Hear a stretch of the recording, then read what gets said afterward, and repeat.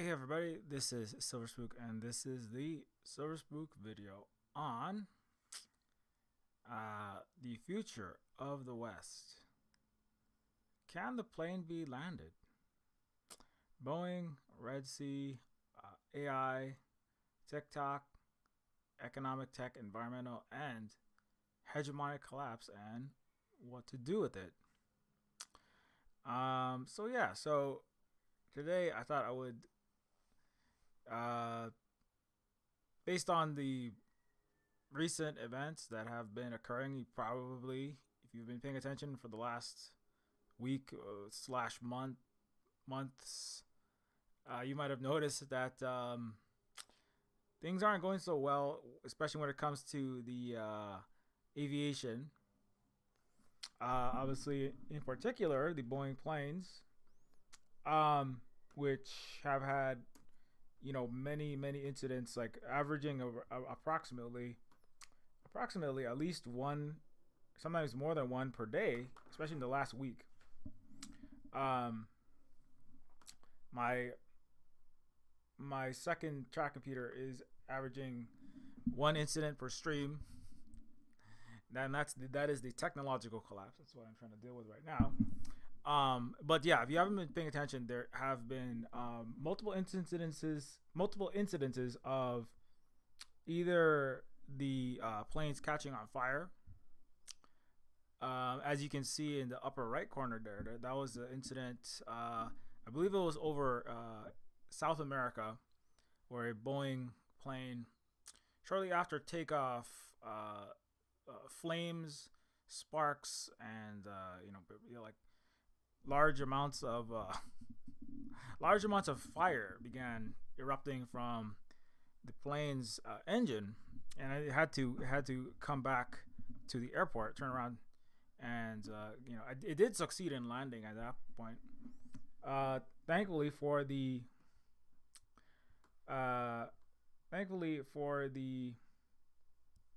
people on board. As far as I know, there hasn't been a full plane crash in the last, several months at least. Like from the air, crashing, killing everyone on board of a Boeing plane, of an American plane. But there have been deaths. So in the bottom left corner, that was an incident in Japan where a commercial airline was taking off, and a Coast Guard plane simultaneously was taking off, and there were errors on board. One or both of the aircraft, not exactly sure what the cause of the crash, what the exact determinants were, but the planes crashed into each other on the tarmac, and 5 people were killed in that crash. Luckily, everyone on board, that's in the bottom left corner. Luckily, everyone on board the commercial aircraft, which had like I believe over 100 passengers, or it's like it's like a large aircraft. None of those people died, but on the Coast Guard craft, there were 5 deaths. So there is it is a non-zero, because there was a very good crash death ratio for a while. In the late 20 teens, the 737 MAX had 2 very close together crashes. One over an African country, and one, I believe it was in Southeast Asia. I believe Malaysia. There were 2 Boeing 737 MAX crashes that caused each of them hundreds of deaths. Each of them like happening pretty close to takeoff or landing, and a lot of the problem has to do with, or had to do with, the autopiloting systems. But it wasn't just the autopiloting systems. The same kind of problems that we're seeing with pieces of windows coming off, doors exploding off, the engines mysteriously catching on fire, parts of the panels of planes, like the actual side panels, just flying off, planes missing bolts. These are all related. So there's physical problems, there's mechanical problems, there's engineering failures, there's the routine mandatory inspections by mechanics, assisted by and overseen by engineers that are supposed to happen before every takeoff. Like every single time a plane lands, is supposed to be re-inspected to make sure there are no problems before takeoff. Um, so there are many. There's problems with that. There's problems with the manufacturing of the planes. Um, I have like I can't find them now, but like about 4 or 5 years ago, I did like many streams talking specifically about the problems with Boeing. Um, Around the time when the 737 Maxes were crashing and killing people. Um, which is basically, and a lot of this has to do with the basically the usual suspects, profit motive surpassing everything else, and basically cutting all the corners to increase the mansion purchasing and yacht payment schemes of the upper crust, horrific ruling class in the West. And what that has done is basically caused the planes to crash. They grounded the 737 and the 737 Max after the two crashes, caused massive, like 40% drop in the stock of the Boeing price. Decisions were made by the West to print money and give for the corporations to buy back their own stock and then artificially prop their stock price up. Despite all of these horrible crashes, nobody was actually punished for all of the horrible executive decisions. Nobody was actually punished in any way for those. And the company just continued on as usual. I mean, it's so there's problems in the management. There's problems, and which it's really like the problem of the completely uncontrolled, absolutely lawless criminal Western world, really, which filters down into the way that businesses are run, right? Which is to say, 100% for whatever the richest, most powerful, plutocratic way, the richest, most powerful people inside the company, of course, the executives, the shareholders, the capitalist class, they cut corners to make more money, making broken planes, because it's cheaper to make a plane with poor materials with less inspections, right? It's cheaper to not inspect planes than it is to pay salaries of people to inspect planes.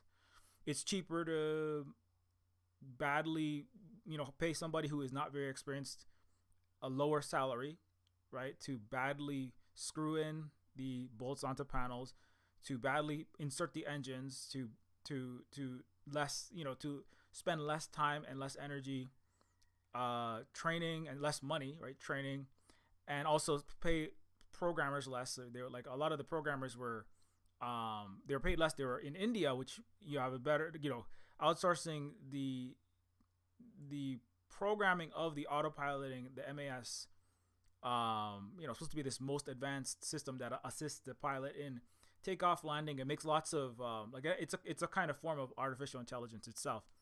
If it functioned, it would be great, right? Which is basically to help the pilot to fly the plane, take off. It makes like minor adjustments based upon wind turbulence, weather conditions, location, and air pressure while you're taking off to help you take off better and to land. But the problem was that they were paying the programmers less. The programmers in India were paid like less than $8 an hour sometimes.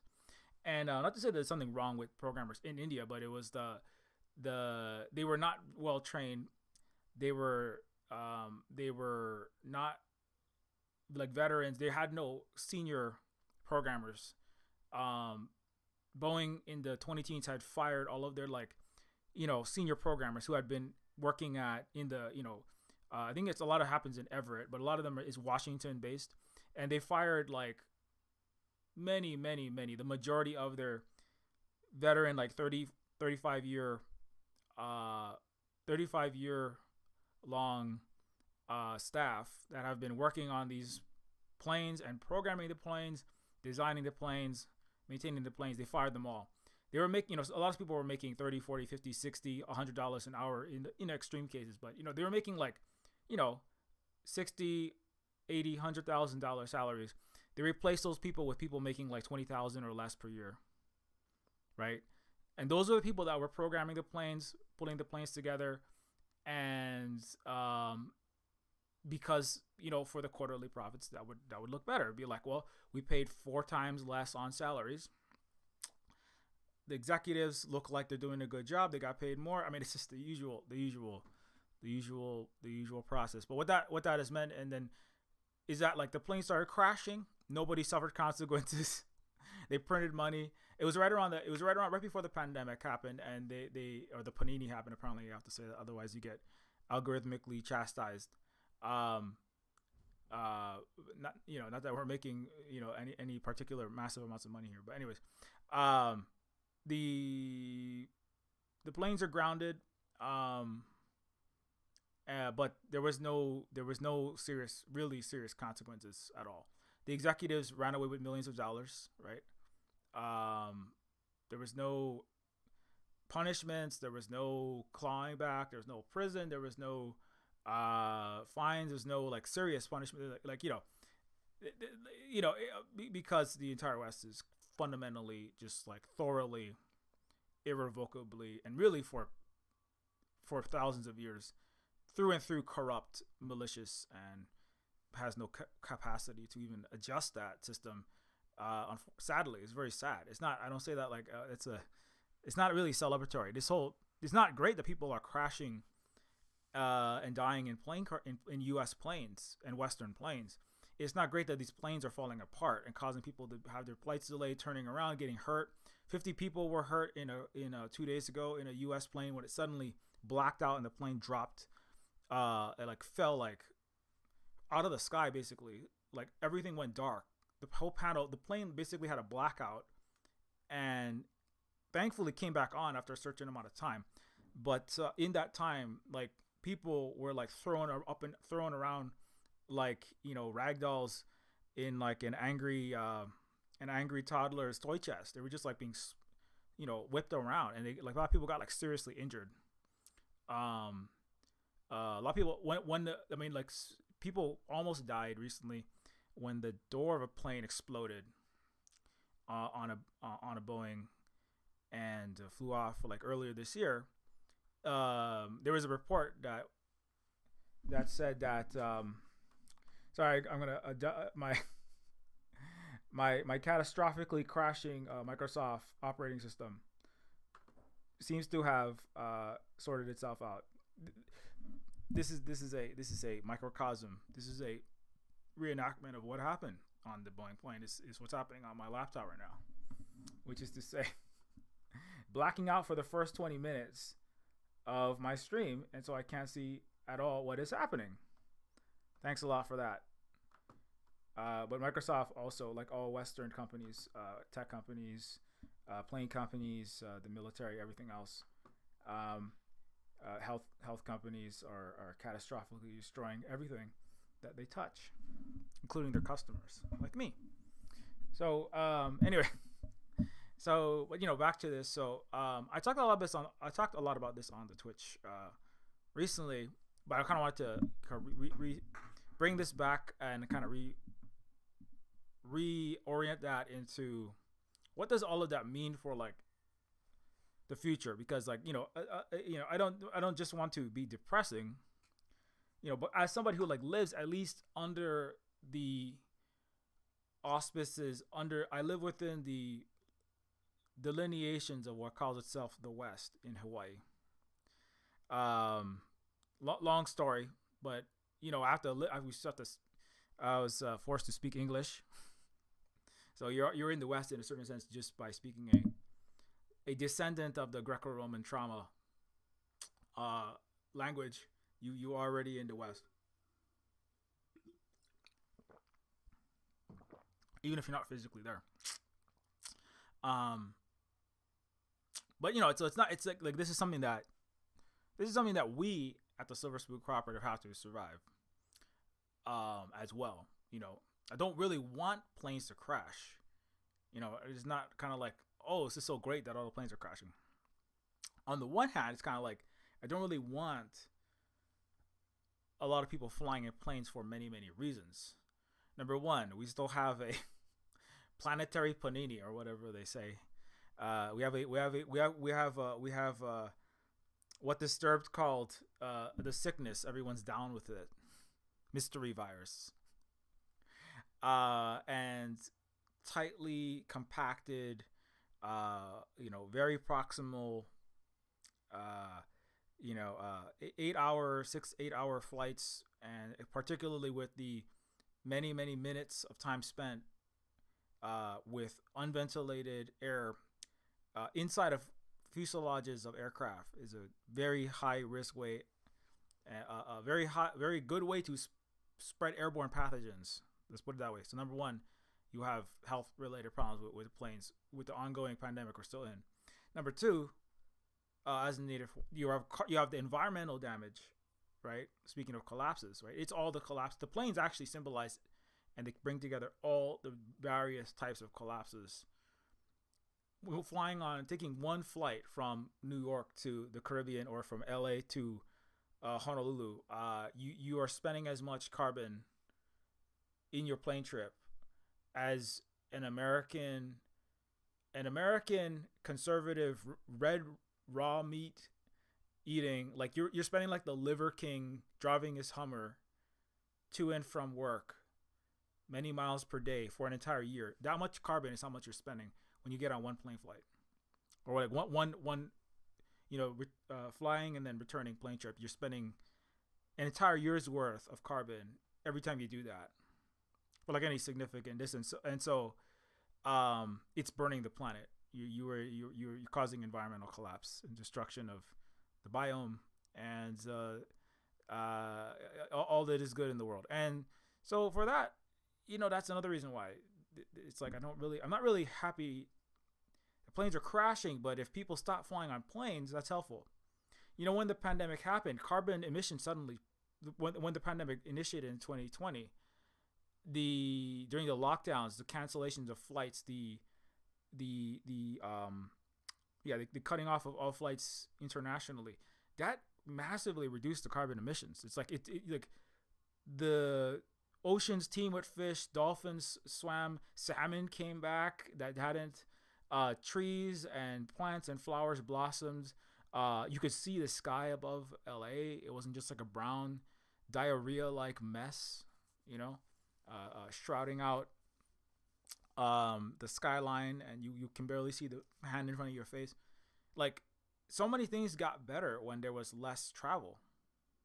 It was like you could see the possibility of hope for the future.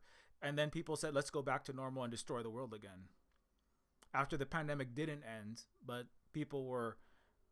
Western people particularly, and selfish, tendency filled, selfish, so-called rational self-interest pursuing, colonialist, capitalist, racist, supremacist, sort of societies like the West pursued what they were doing in 2019 and resumed the destruction of everything, right?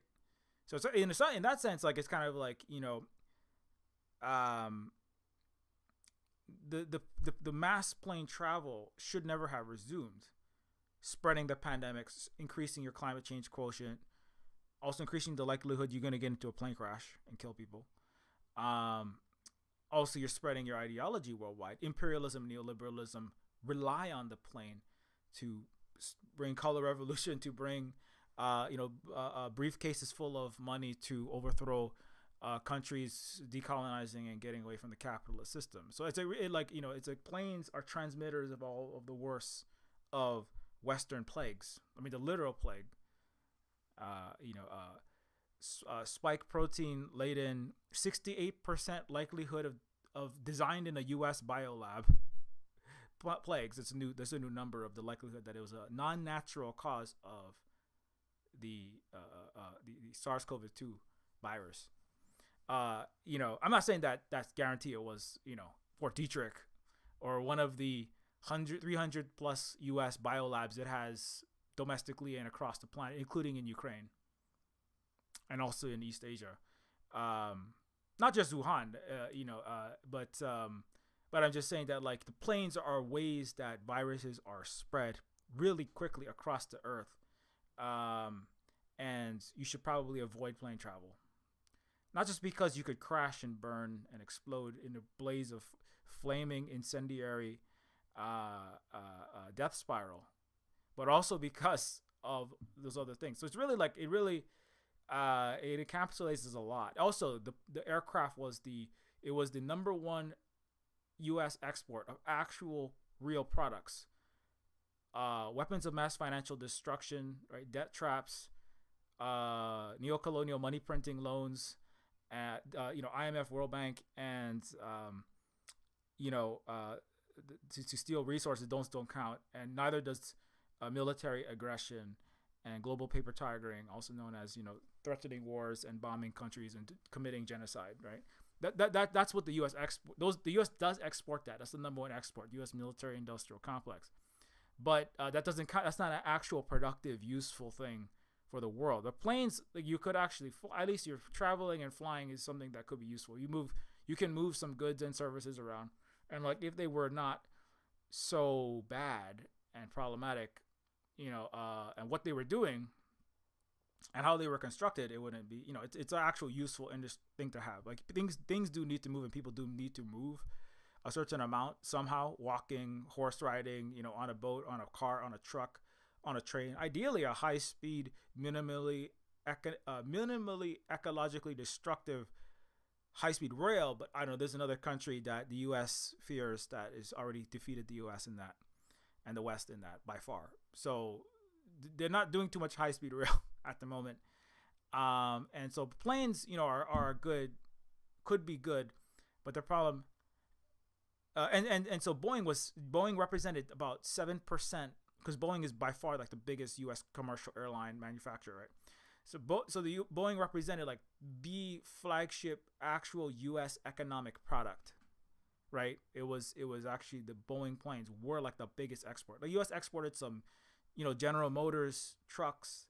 The U.S. exported some Nike shoes, but most of that stuff was not made in the United States, right? I mean, they made a bunch of, like, I guess there's some marketing, but in terms of actual products that people actually need, most of marketing is like one of David Graeber's, that the first 5,000 years author correctly, as a Western author, relatively correctly describing the West.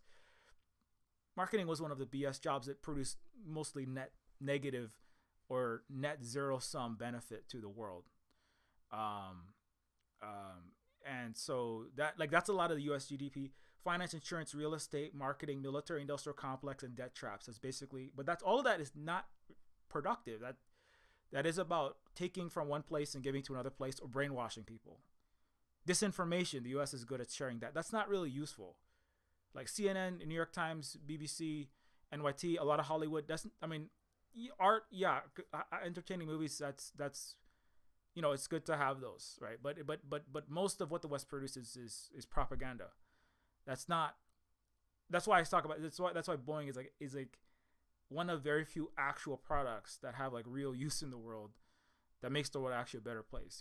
It's like if Hollywood disappeared, then the over 50% propaganda, lawaganda, which pretends like the U.S. has a justice system, and hospitalaganda, which is brainwashing people to believe that COVID doesn't exist and that people who wear masks have mental health disorders, right? That's actually net destructive. And also that you won't be catastrophically left to suffer and rot when you go to the doctor. That's what Grey's Anatomy and ER and these hospital dramas, TV shows are really about. And so if the US entertainment Hollywood complex went away, it might be a net benefit to the world. I actually argue it would be, because the world would be less disinformed by all of that crap. If the French didn't watch American Steven Spielberg movies like Saving Private Ryan, 75% of the French wouldn't falsely believe the U.S. won World War II, which it was 90% correctly understood that it was in fact Russia that won, or that did the majority of the fighting and was responsible for the victory in World War II. It's because of the U.S. entertainment complex that much of the Western world, even not the United States, the hegemon superpower, but it has brainwashed everyone in its orbit and much of the rest of the world into believing false things, including capitalism and colonialism. Neocolonialism are good, and the U.S. is a savior of the world, which it absolutely is not. And so there's actually not really any. There is very few net positive U.S. industries, Western industries, that actually produce anything of net value. And like maybe the airplane, and in terms of actual exports, like there's some internet infrastructure, there was some. I mean, all the Microsoft computers are breaking. The Apple is like slower and crappier and falling apart, and everything. They're all spying on you. So I mean, again, arguably, all of the billions of people around the world who have Apple phones, Microsoft operating systems, Google infrastructure. I mean, that's all just mass planetary surveillance to keep the world stuck in a capitalist death spiral. So maybe none of the Western internet, none of the Western tech, the intelligence, Silicon Valley subsection of the financial imperial hegemonic star-spangled Rome that is the United States. There is no net benefit to the world. Arguably everything is cancerous that's come out of the West, but a net negative. But I'm kind of off my topic. Let me come back to it. So, but the plane was, in terms of actual industry for exporting like a physical product to the world, it was the airplane. The airplane is now, this is the end of the United States aeronautical industry. It's also the end of the U.S. military supremacy, and that's the picture in the upper left is the one of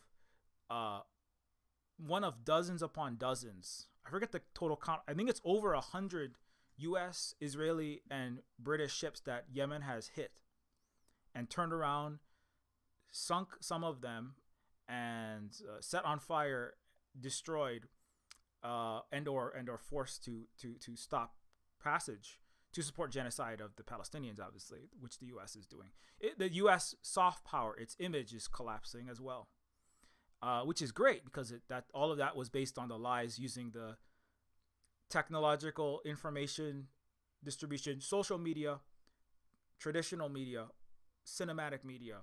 So in a certain sense, like the destruction of the U.S.'s image and the West's image as a positive force in the world is an erasure of the last 70, 80 years since World War II of reputation building as moral, good, upstanding to be aspired to, which is what the West sought that after the colonial era, where they were just horribly bloody, racist, killing and enslaving and stealing from billions of people around the world, right? The West, the U.S., Europe, etc. Just horribly oppressing and stealing and plundering through colonialism, Africa, Asia, Latin America, the Pacific, indigenous peoples, Native Americans, right? Indigenous peoples like myself as a native Hawaiian. After World War II, the biggest, the need to push yourself as some kind of good beacon of light in the world. Before that, they didn't really try very hard, but then after World War II, they were like, we have to try to tell Africa, Asia, Latin America, and certainly our own citizens that we are the best thing in the world. We are the most moral and upstanding. No, it's not false. It's false, right? But the U.S. and the West, through its Hollywood, through its Donald Duck naval sailors, through its Mickey Mouse ears, through its Bono concerts, its Aid Africa, its nonprofits, all of its magazines, its news, its holding the hands of starving African kids, and a white man cupping of his hands beneath a water spout that he built, and he's like giving a thirsty African child water. There's a video, this came out this week, but that kind of stuff has been put. National Geographic.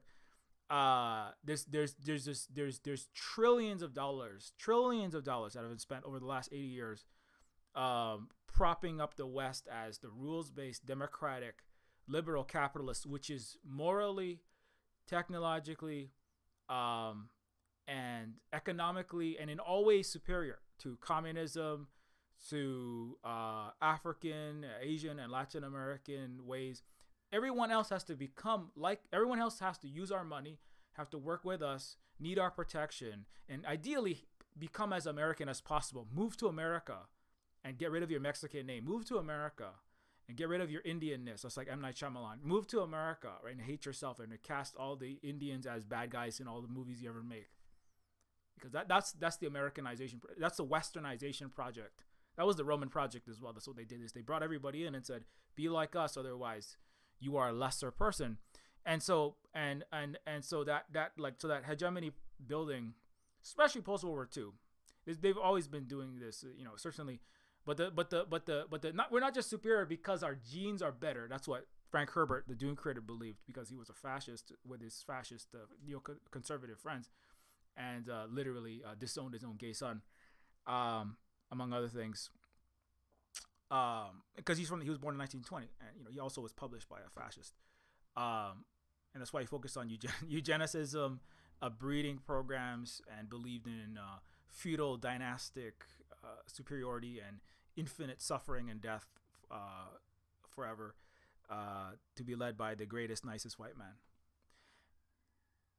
And that was kind of why he had a trouble. He hated JFK and the liberals, but so before, the explanation was the white races are greater than all the other races. The West, which is the white peoples of the world, the Caucasians, are better than Africans, Asians, Latin America. That's why Britain deserves its colonies. France deserves to own Vietnam and feed them, feed the little Asian children bits of bird seed and watch them scamper, because they're just genetically inferior. They're civilizationally inferior. The Chinese are the degenerate, debaucherous, fallen people, and that's why they're all on opium. Not because we brought it there in giant chests, industrial quantities on our ships. It's because they're just genetically designed to smoke opium. These are the scientific rationalizations for colonialism prior to World War II, right? In which, and these are still hegemonic narratives. These are still these are the stories. These were the classical educations narratives that were instilled into all people, certainly all of the Western people. And then also they spread these narratives to the other peoples to explain why they were in these positions. You deserve to be in this position because you're a fallen, degenerate black person. Your race is fallen. Indigenous people, you deserve to be wiped out because you're a lesser race. This is the manifest destiny doctrine of discovery. And so there were other explanations. There were other narratives. But then after World War II, then the narrative became, well, we're more moral than you as Africans. That's why when you have governments that are not subservient to the United States, we have to overthrow them, destroy them, bring in AFRICOM, and make sure you take all these loans, because then you can be more moral like us when we steal 95% of all your uranium in Niger, or all your coltan and copper, and install warlords and push you all into basically slavery, and let you use none of your agriculture, minerals, energy, or labor to develop yourself and give yourself indoor plumbing and stuff like that. Because we're more moral than you, right? Obviously, but this is nonsensical narrative. Most of the global South has never, it's patently ridiculous to believe these things. But if you didn't accept them, there was always the old school colonial narrative. Well, we'll just kill you. We'll overthrow you. We'll assassinate. We'll do what Hillary Clinton did to Gaddafi. If you really try, we will horribly murder you through the bloodiest, most violent, and also violent sexual acts. We will kill you, right? And so that's that. So this, I got getting away from it. And this is about obviously the West doesn't really deserve a future from that perspective. But it depends what obviously what. So the human beings that are currently Western, people who identify as Americans, Canadians, Europeans, or whatever, they doesn't mean they are just inherently bad. It's just the culture, the history, the life ways, the ideologies, the systems that they come from. Many of them are at minimum massively problematic, if not just need to not be around anymore, right? Because they cause massive suffering and horror, and also self-destruction, and also ecological and planetary annihilation. So it's kind of but those people just they're not just all gonna disappear. off the earth, right? Um, the West isn't just going to, like, the United States, the 330 million people in the United States, there's 36 million Canadians, the 500 million plus European people who identify as Western people, whatever stripe. They're not just gonna disappear, but they cannot continue the same mentalities. They cannot continue the same trajectories they're currently on. Um, Russia, China, Iran, and Yemen, and etc. certainly will not allow that. They are. Yemen is really important in this. That's why I have the upper left image, because Yemen, and that's why I bring up the Red Sea, because Yemen is the most adamant, the most direct in. The Yemen is the most direct in forcefully altering the flight path of the West, right? Yemen is saying, we will not allow you to, we will physically, militarily stop you. We will blow you up. I think there's the spokesperson of Ansar Allah, often derisively referred to and shorthandedly, but incorrectly referred to as the Houthi Yemen leadership, right? The spokesperson, his last name is Al Houthi, but he said the British and the Americans have mental illness. Their mental illness is they believe that they can and have the right to colonize and oppress and control our peoples and the Palestinian peoples, as they have for decades and ultimately over a century. And the mental illness of the Western mentality is the missiles that we deliver to British, American, and Israeli ships. And if the current dosage is insufficient, if the current dosage of medicine is insufficient, then we will increase the dosage. Right? It's actually absolutely correct. That is really the crux of it. It's yes, there are economic problems with this capitalist system, and it's absolutely true that this needs to be as quickly deconstructed as possible, right? Yes, climate change is a problem, and we need to deal with that, and part of that's dealing with capitalism and many other things that need to be done, actions, movement. Yes, there's problems with there's many other problems in the world, artificial intelligence, like we haven't even got to that, but one of the central problems is the colonial mentality. It is a supremacist mentality. It is a racist mentality that is actually one of the, if not the number one thing, like, in the way, right? It's the belief of the superiority and the inevitability, the superiority, and the unflinching, uncompromising sense of entitlement that everyone else should look up to us because we are genetically better, because we are more righteous, because we are morally superior, right? That has not changed for over 2,000 years. That was the Greeks had that same mentality. Afro-Asiatic peoples were lesser peoples who deserved to work in the vineyards of Aristotle, who deserved, because of their nature, as Plato described, their Platonic ideal was to be physical, growers and builders. They were the Filipino underpaid gardeners. They were the black chattel cotton pickers. Every Western, Greek, Roman, British, French, Austrian, Swedish, American, every Western society, the Japanese, when they joined in on that imperial structure, they all had slaves, servants, subhumanized people who were lesser people, whose regions were plundered, whose labor was plundered based upon an ideology of the supremacy of the Western person, specifically the Western man, the white man. Women were also in-house servants for Aristotle, and their minds should not be, their foreheads should not be wrinkled.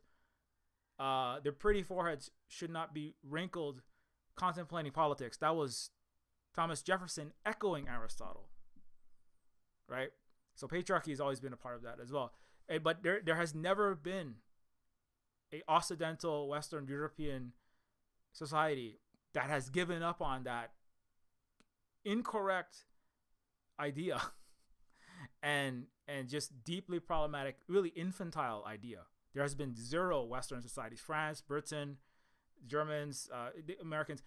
After World War II, they paid lip service to freedom, equality, and color blindness, the civil rights movement. But there has never been, and some individual people, right, like Aaron Bushnell, some individual people like Aaron Bushnell, and who is it who went to Vietnam? The singer, the American movie star, that went to Vietnam and came back and joined the Black Panther Party. There's a handful of white people who were completely prepared to, as Malcolm X said, solve the problem. But most of them are either going as conservatives or liberals, and most of them are not. Most in the power structure of the Western societies collectively at the largest scales have never been capable. Not the British, not the French, not the Germans. Even today, none of them. As they all remain complicit in NATO, as they all remain complicit in Europe, particularly in anti-African, anti-Muslim sentiment, as a majority of the population, none of them been able to get past that, and certainly the ruling classes, none of which have ever been actually democratic. There's no system in the West, no government in the West that has ever been democratic. It went from feudalism to plutocracy. It's different flavors of hereditary aristocracy, like the medieval era feudalism, with capitalistic tendencies, and then it went to capitalism with feudalistic tendencies. Like that's what we're seeing with the royalty disappearing and everyone freaking out, is because over 50% of British citizens remain monarchists. So the reality is but there's never been any democracy in these. 99.5+% of all U.S. policy, and by extension all Western policy, is determined by money, not by the votes of citizens. So the Western representative democracy has always been an absolute fraudulent joke. There are democracies in the world, but they're not Western. So that like the main take, I think, if you take nothing else away, the getting past that supremacism, and it comes out obviously as racism, right? In places like the United States, that is, your skin color not being in a particular shade, your accent, the way you talk not being a certain way, makes you lesser than those that are those who are deemed white, or those who are deemed the American, or etc. Like there's a variety of things that make you white versus not white, right? That gives you power over the others in the society. That puts one group of people as the Greek Aristotelian thinking, land owning, entitled, really aristocracy. They might not say that, but that's what it amounted to. And that separates you from those that are animalistic, of the earth, that toil. From a Marxist perspective, that's the working class, right? But from a Western average perspective, it's just those are the people who are they're of the body. They're not of the mind. They're of the mens extensa. They're not those who pontificate and think deep thoughts, like, I don't know, the geniuses who ran Ocean's Gate submarines, or Elon Musk. right? Or your boss and your CEO generally, right? Who have all they have there's never not been a plutocracy slash aristocracy. There's never been democracy actually in the West. So uh the and they need that system of supremacism to keep their good life going. So if there is a future of the West, I mean that's a really like one of the hardest things. That's why it's really like if you want to deal with any of the problems, like a thing I keep coming back to is like if you unless you can deal with the supremacism, the racism, the colonial mentality, right? Which let me get his name right. Yeah, Abdul Malik Al Houthi, the spokesperson and leader of the Ansar Allah movement, as he correctly points out, if you can't get past the mental illness of your Western supremacism, your colonial, which is to say, we are greater than you and we deserve everything you have.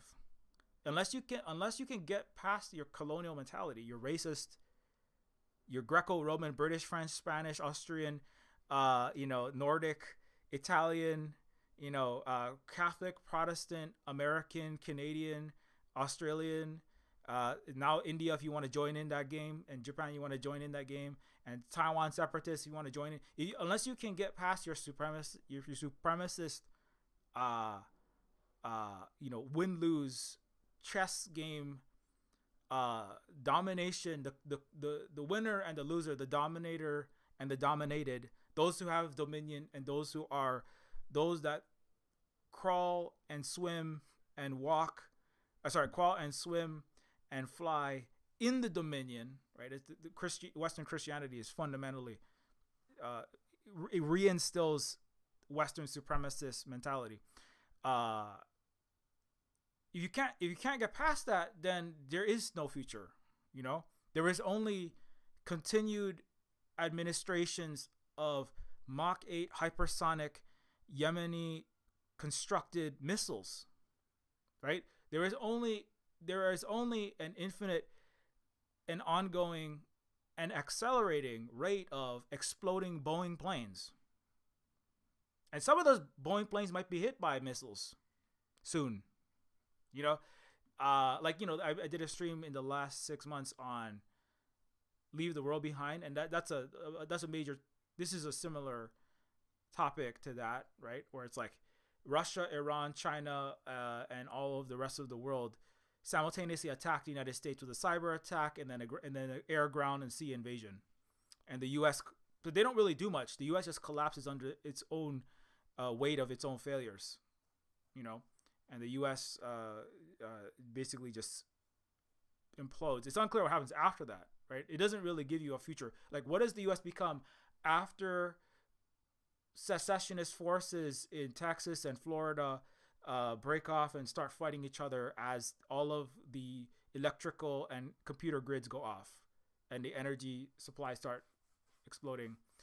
As the nuclear plants begin going thermonuclear and melting down, what happens to the U.S. after that, right? And by extension, the rest of the West, because the U.S. props everyone else up. Europe is in some ways worse off. It's more hellscapier than the United States right now in some ways.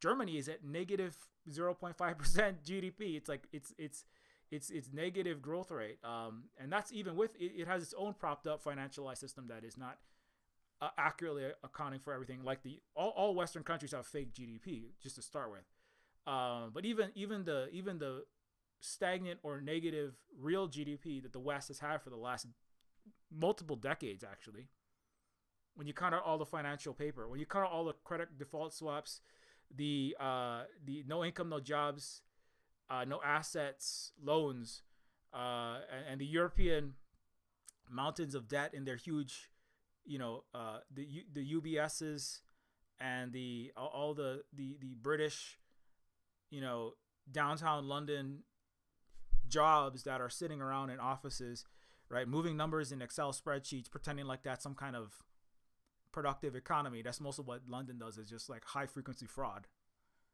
right? When you cut all that out, all of the West has been in a recession basically in a straight recession for the last 40 years, right? But now the rates of Western countries is really falling, right? And the recessions, you can feel it. That's why you feel poorer. That's why Gen Z and Gen Alpha, millennials were poorer than Gen Xers in terms of what they could afford. Purchasing power parity, poorer. Gen Z and Gen Alpha are 3-4 times poorer than boomers, right? Like the 10 Gen Zers to afford a one bedroom apartment, and none of them with healthcare, is the GDP. That is, the real economy has fallen off a cliff. So there has been no progress in the West for at least 40 years in terms of the actual economy. The billionaires have more dollars in their stonks and in their Bitcoin wallets, in their generative AI, ill-gotten gains, but they have overinflated valuations of their Tesla stock, which isn't worth anything. All the Chinese car companies have all surpassed Tesla, by the way. It's a useless car company. Also, Tesla is the cars, 2 million had to be recalled. The brakes malfunctioning. The cars, the AI has been driving off and killing people randomly, not just in Leave the World Behind, almost crashing into Ethan Hawke. The Teslas in real life have been horrific, terrible cars, because of the supremacist system that put Elon, supremacist and capitalist, which is economic supremacism, and economic manifestation of Western culture, and of the complete inability of the so-called democratic, so-called justice system, and so-called legislative system to do anything about the catastrophic failures that are Tesla, Elon, the billionaire class, all these things, corruption. The Boeing company just assassinated a guy, and basically they've all but admitted it, because even the Boeing whistleblower said, hey, I'm going to testify. I'm doing the right thing. I know what I'm doing. I'm in full, I fully know what I'm doing. I have no desire to end my life. If I die, it's because it was a suicide, because Boeing doesn't want me to share the truth about their company. And then he just got killed. So corporations are just like, corporations have always, in the U.S. and the West, have always been killing people. Ask the Bolivians in the agricultural regions of U.S. and Canadian paramilitary crosshairs, where they just massacre people. So corporate Coca-Cola, Guatemala, Western corporations in Guatemala killing people for unionizing. The U.S. and West have been killing Hawaiians for unionizing in especially the early 20th century. People and other workers in Hawaii. So the Western corporations kill people all the time. Everyone the U.S. military kills is for the U.S. capitalists and corporations, right? So the 6 million Arabs that have died, that's all for corporations like Lockheed Martin, like Boeing, that has supplied weapons to do genocide in Palestine, right? It's another reason why if you fly on a Boeing plane, if you boycott Starbucks, McDonald's, and Pizza Hut because you don't want to give money to companies that support the mass killing of children, you should not be flying on any planes, because Boeing makes billions aiding and abetting genocide, sending weapons, flying planes full of weapons into Spanish airports, and then from the Spanish airport straight into Israel, to expedite the weapons instead of taking it on a ship. The Boeing makes money. They make big bucks, like being paid extra by the U.S. military, the Pentagon, to fly, all of these missiles and guns to go kill children and innocent people and blow up hospitals. Boeing makes a lot extra money doing that. So when you fly in a Boeing plane, you're participating in genocide. Any American plane. So if you fly in a Chinese plane, right? Chinese actually have better planes than the U.S. now. They're not crashing and exploding and killing people, and the Chinese companies aren't just assassinating people left and right to stop people from telling the truth. Because they actually have a system to get rid of corruption, and they don't have a supremacist system that's based upon 2,000 years of supremacism, and economic capitalist economic supremacism, and then they behead 15 billionaires, and they actually have systems to punish executives and corruption. And in fact, if you take more than a few million in bribes, you basically instantly get killed or forced into. You definitely lose your job anywhere in the government, and executives, accountants, people launching IPOs, moguls. That's why the Western leaders like Warren Buffett, Bill Gates, these are people who actually run the West. I mean, the people who actually run the West are actually the billionaire class, not the president or the Senate or the Supreme Court or any of those people. And the real Western leaders hate China because they actually have justice there, and they're not sick like the West. Like they don't have the as Abdul Malik Al Houthi correctly points out, the Chinese lack the mental illness as a civilization. They lack the mental illness of the colonial supremacist mindset mentality. It's a total lifeways is a word that gets thrown around, but it's really it's a way of existing. It's a way of thinking. It's a way of being. It's as unconscious as breathing almost in the West. It's not even really, you can't even really describe it. That's why it's hard to even talk about racism. It's really hard to even talk about racism, especially on YouTube. Everybody runs away screaming when they bring up those kind of conversations, unless it's like Black Lives Matter time, and it's like, well, let's face who we are though. And it's like, unless 31 million people are like setting everything on fire because of this, or Aaron Bush though, unless a U.S. Air Force personnel is like setting himself on fire in front of an Israeli embassy for all the world to see, streamed on TikTok, Twitch, Instagram, YouTube, Facebook, with incontrovertible evidence, only then will anyone is willing in the West, actual people who identify as Western people, they're even willing to even begin to hear about it. And once they hear about it, as long as people are in the street and people aren't setting themselves on fire, they will stop hearing about it again, right? It's almost like it's like it's a lot like the pandemic, where it's like you just can't talk about it. You just can't talk about it because it permeates everything, and that's why they can't deal with woke, quote unquote woke. It's just non-Western education. That's what it is, right? It's just Black, Indigenous, brown, and global South perspectives. It's just like, hey, this is the history, right? And the West doesn't want to hear that. So what they've chose to do is try to eradicate it by passing laws that most states have basically banned. Most states in the United States have banned, Black, Indigenous, people of color perspectives in education.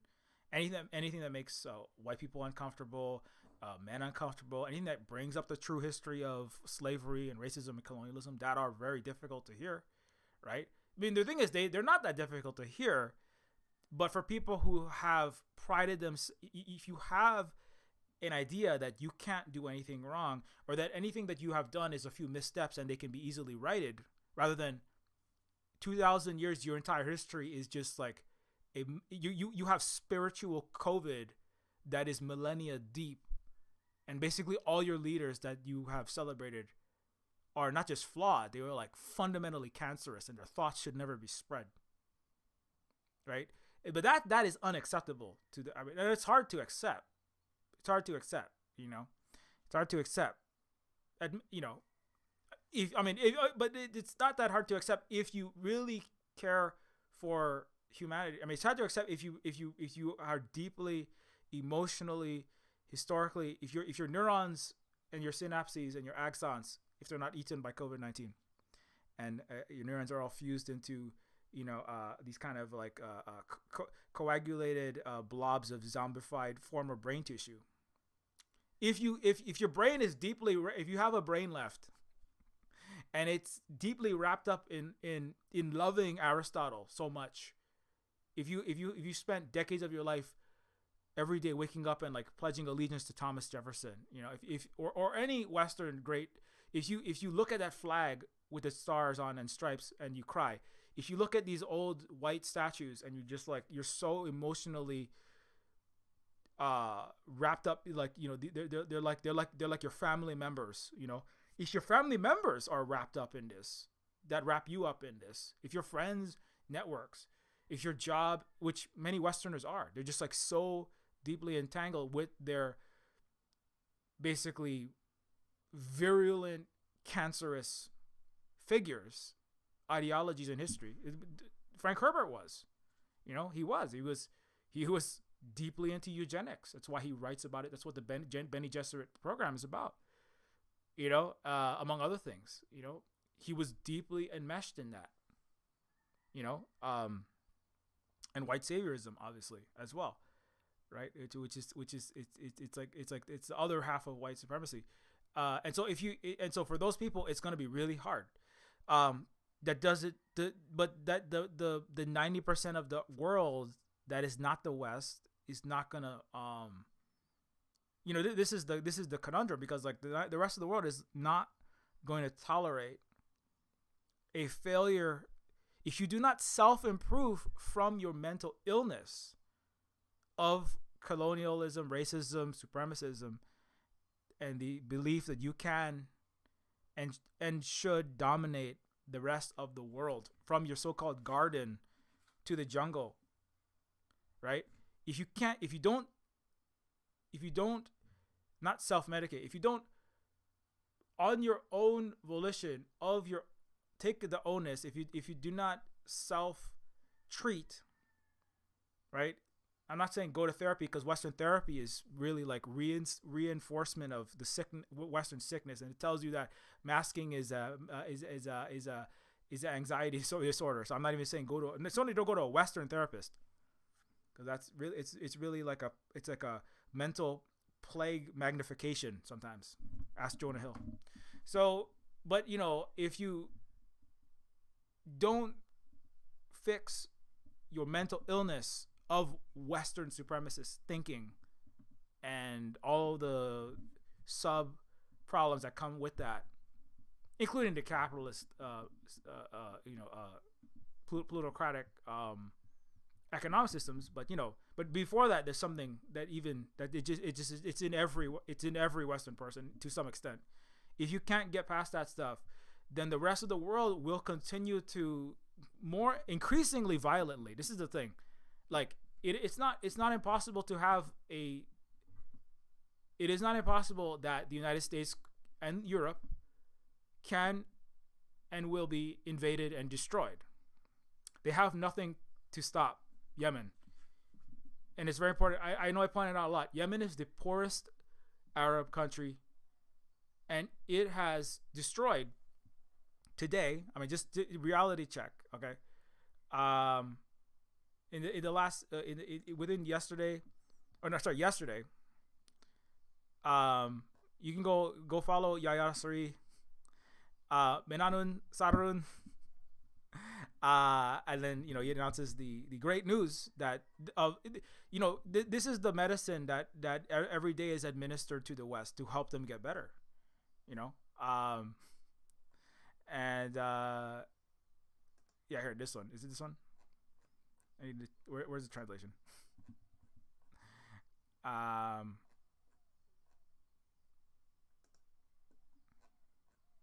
Okay. No, that's not the right one. Okay. Yeah. Sorry, I'm missing my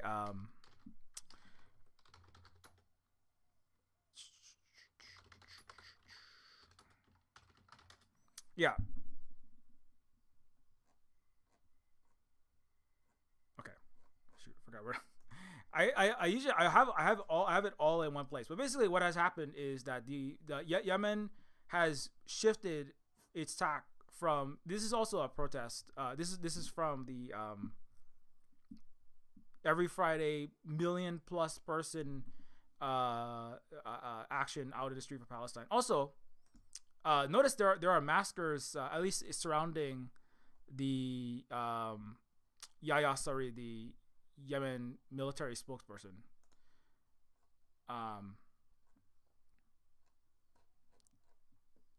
Yeah, this one doesn't have.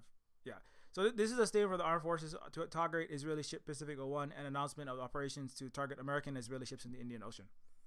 And so basically what is currently happening is that Yemen is now moving on from only targeting the ships inside of the Red Sea. Yemen is now targeting ships in the Indian Ocean that are going across past the tip of South Africa.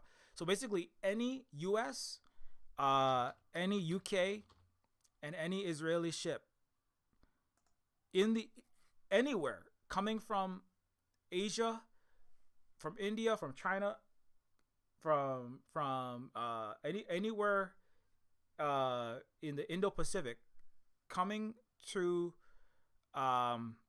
Europe or to the U.S., all those ships are not going to. Basically, the U.S., the only option now is the U.S. has to go through the Panama Canal or through South America, right? Three separate. I think there's actually a total of 4 ships. There's 3 U.S. ships and an Israeli, 1 or 2 Israeli ships. So 5 ships in a single day were all hit. Not in the Red Sea, right? Not in the Red Sea, in the Indian Ocean. So what does that mean? That means that every single day, because it used to be 1 ship, right? Now it's 5 ships a day, and any ship that is even trying to reroute, right? Even if the U.S. ships are trying to reroute around, to not go through the Red Sea, but to go all the way down past near Antarctica, which is it adds several thousand more miles to travel. It increases the cost of the shipping voyage by like 50 to 100% sometimes. It increases the insurance on the ships massively. So everything in the U.S. and Europe is going to skyrocket in price if you can get it. The energy, everything that the U.S. and Europe thought they were going to be able to get done, they thought they could, deter the Houthis by dropping some missiles and bombs on them. Absolutely failed. The U.S., the British, all the Prosperity Guardian absolutely failed, catastrophically failed. And now, even if you want to take that extra several thousand mile voyage around the tip of Africa, the Yemen is saying no. You will there will be no ships going anywhere. The repercussions of this are like this is like tectonic. This is why all of the BRICS, Russia, China, Iran, are all meeting with Yemen to discuss the future. There's the new discussion is talking about how the U.S. and the Europeans and the West will be defeated. That was the latest that I recently heard. Now they're not going to say exactly what they talked about. Basically, they're discussing the end of the West. That's what the real players of the Earth, that is over 50% of the Earth's population and over 50% of the Earth's GDP, which includes, it's more like 90% of the world's population, and it's at least 70% of the world's GDP that is outside the U.S. and Europe, right? And they're all talking about what does the end of the U.S. and the West look like, because let me go into a little more detail with this. The U.S. Yemen Armed Forces, within the framework of implementing these directives, carried out 3 operations against 3 Israeli. So it's 3 Israeli and American ships using a number of suitable naval missiles and drones. All 3 operations successfully achieved their objectives. This doesn't include the Pacific 01 vessel that was hit inside the Red Sea, though. So there's actually, in one day, it was 4 to 5 ships, and it's accelerating. Yemen is saying we're not even. We can go much harder than we're going right now. So any ships, do you have shipping containers that have food, fuel, resources, Walmart products, Target, vehicles, solar panels, concrete, minerals, anything? Do you have anything in a ship that you need? This is how the West has ruled the world, the British Empire, the French Empire, controlling the seas, right? And trying to stop the unification of the world island, right? The heartland, under the Mackinder theorem, that the controlling the heartland of that Central Asian and the unification of Eurasia, if you can stop that, then you can stop the control of the world from control of the majority of the world's geographical and mineral resources that are in that whole Eurasian supercontinent. But that is failed. That's already failed. Russia and China are together. Iran is joining. They're all joining the BRICS, the Belt and Road, the Shanghai Cooperation Organization. They're all rapidly, faster than I think most people expect, accelerating this development, right? So this is a reversal of centuries of the colonial era, right?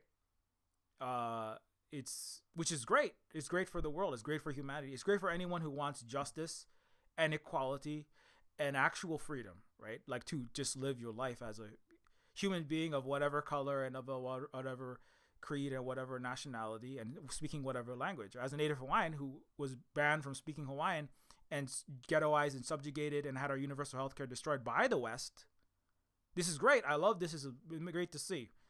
It's not going to be good if you're white. It's not going to be good if you're American. It's not going to be good if you're European. Well, it's you know, it's like it's going to hurt to take the medicine. It's going to taste really nasty. It's going to, you know, getting your ass completely kicked by the poorest Arab country. All of the greatest American ships, all of your Navy, all of your Air Force, all of your allies, all of your British, your Spanish, your French, all the unhealed descendants of the Roman trauma. Italians are out there. The Mussolini's out there shaking hands with Biden. Mussolini too.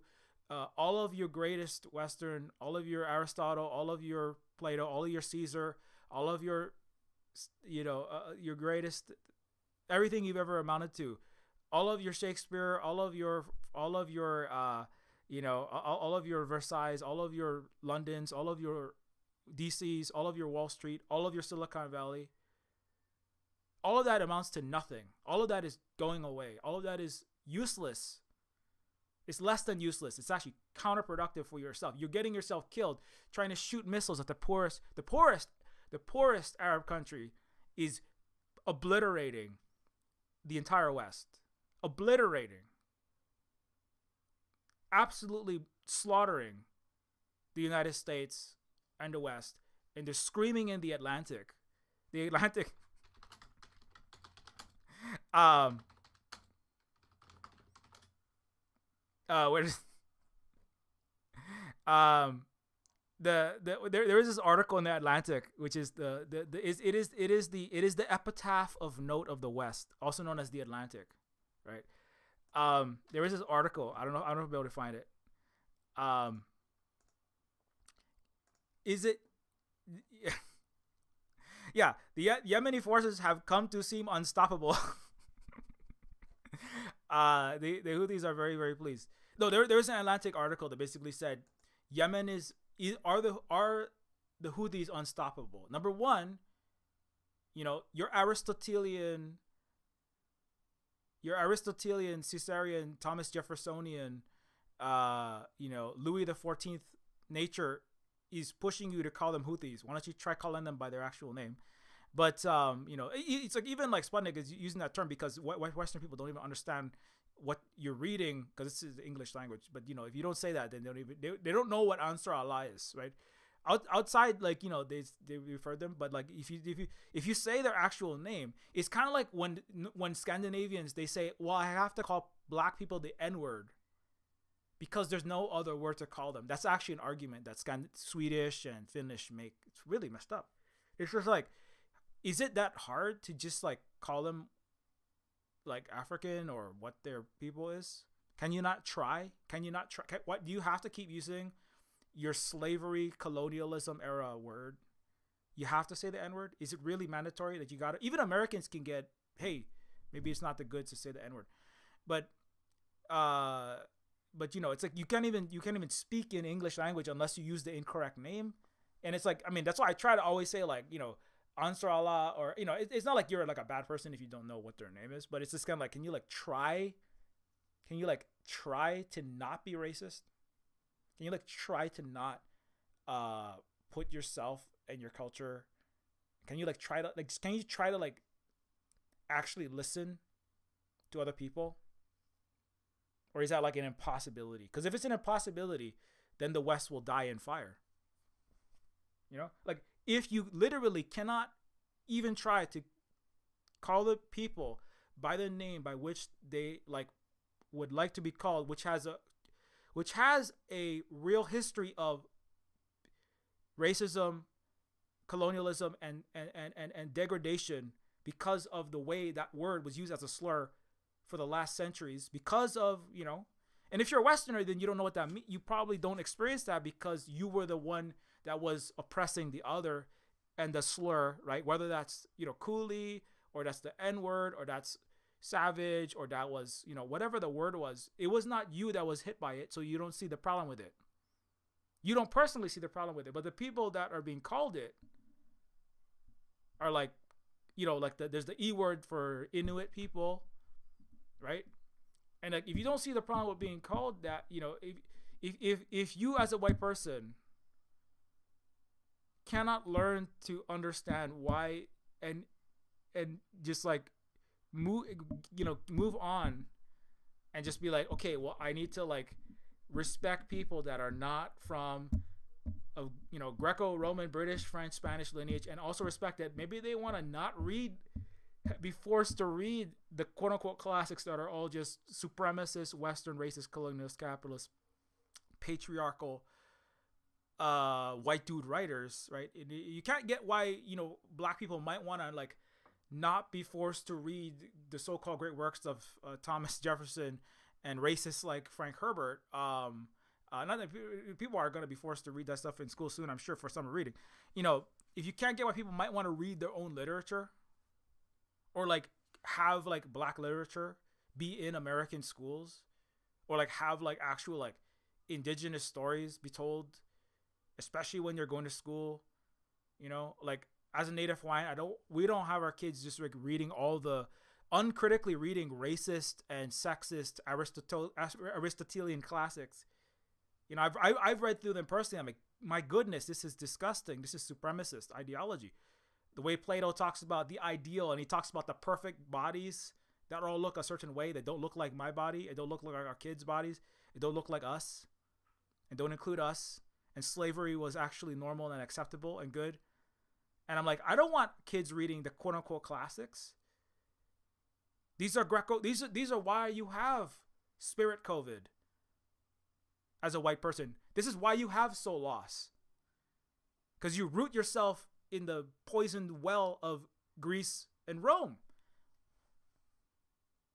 Why are you thinking about Rome all the time? The more you think about Rome, thinking about Rome is like going unmasked into a Boeing aircraft taking off from London or New York. You know what I'm talking about? It's thinking about Rome is like dipping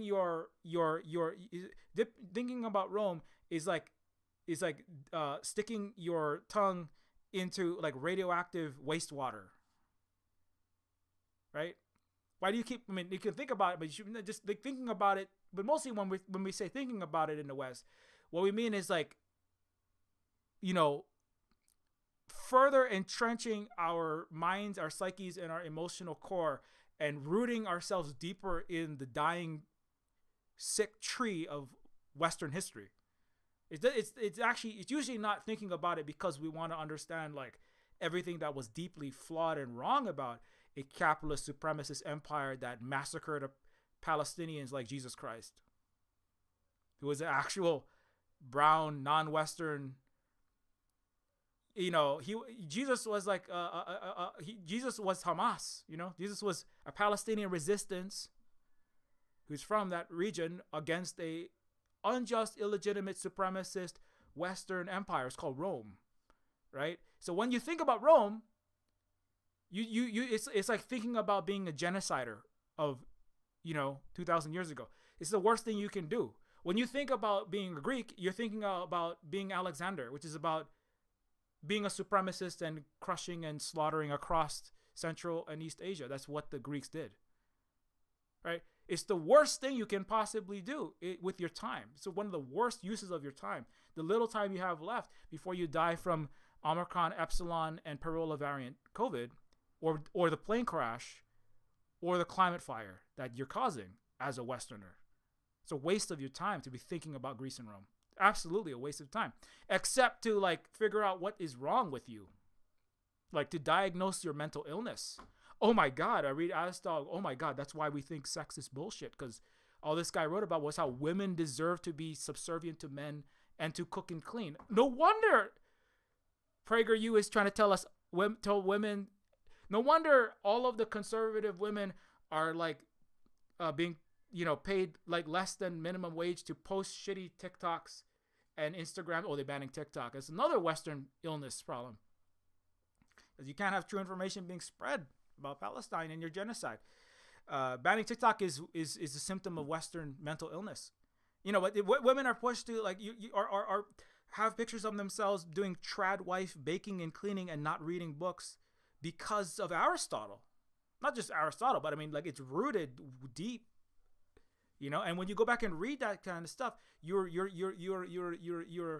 filling your mind with toxic ideas. You're becoming a toxic person. And the more you read old white dead guys, or alive guys sometimes, not every single one, but I'm just the probability that you are going to sicken yourself further, you're going to increase your mental illness, like going to a white therapist.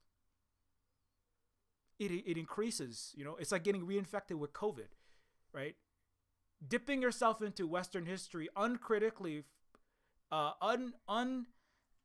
unarmed, is like like reinfecting your mind with another COVID variant. You know, it's like going to X-rays with no lead apron. You know, you're magnifying your cancer incidence. By the way, you have 140% increased risk of colon and intestinal and pancreatic cancer every time you get COVID reinfection. Just pro tip. So you don't want to fuck around with that stuff. Like, Western history needs to be sequestered like so much uranium spilled under a dome that was not shown in Oppenheimer, which is a movie you shouldn't see unarmed either, because that movie gives all it.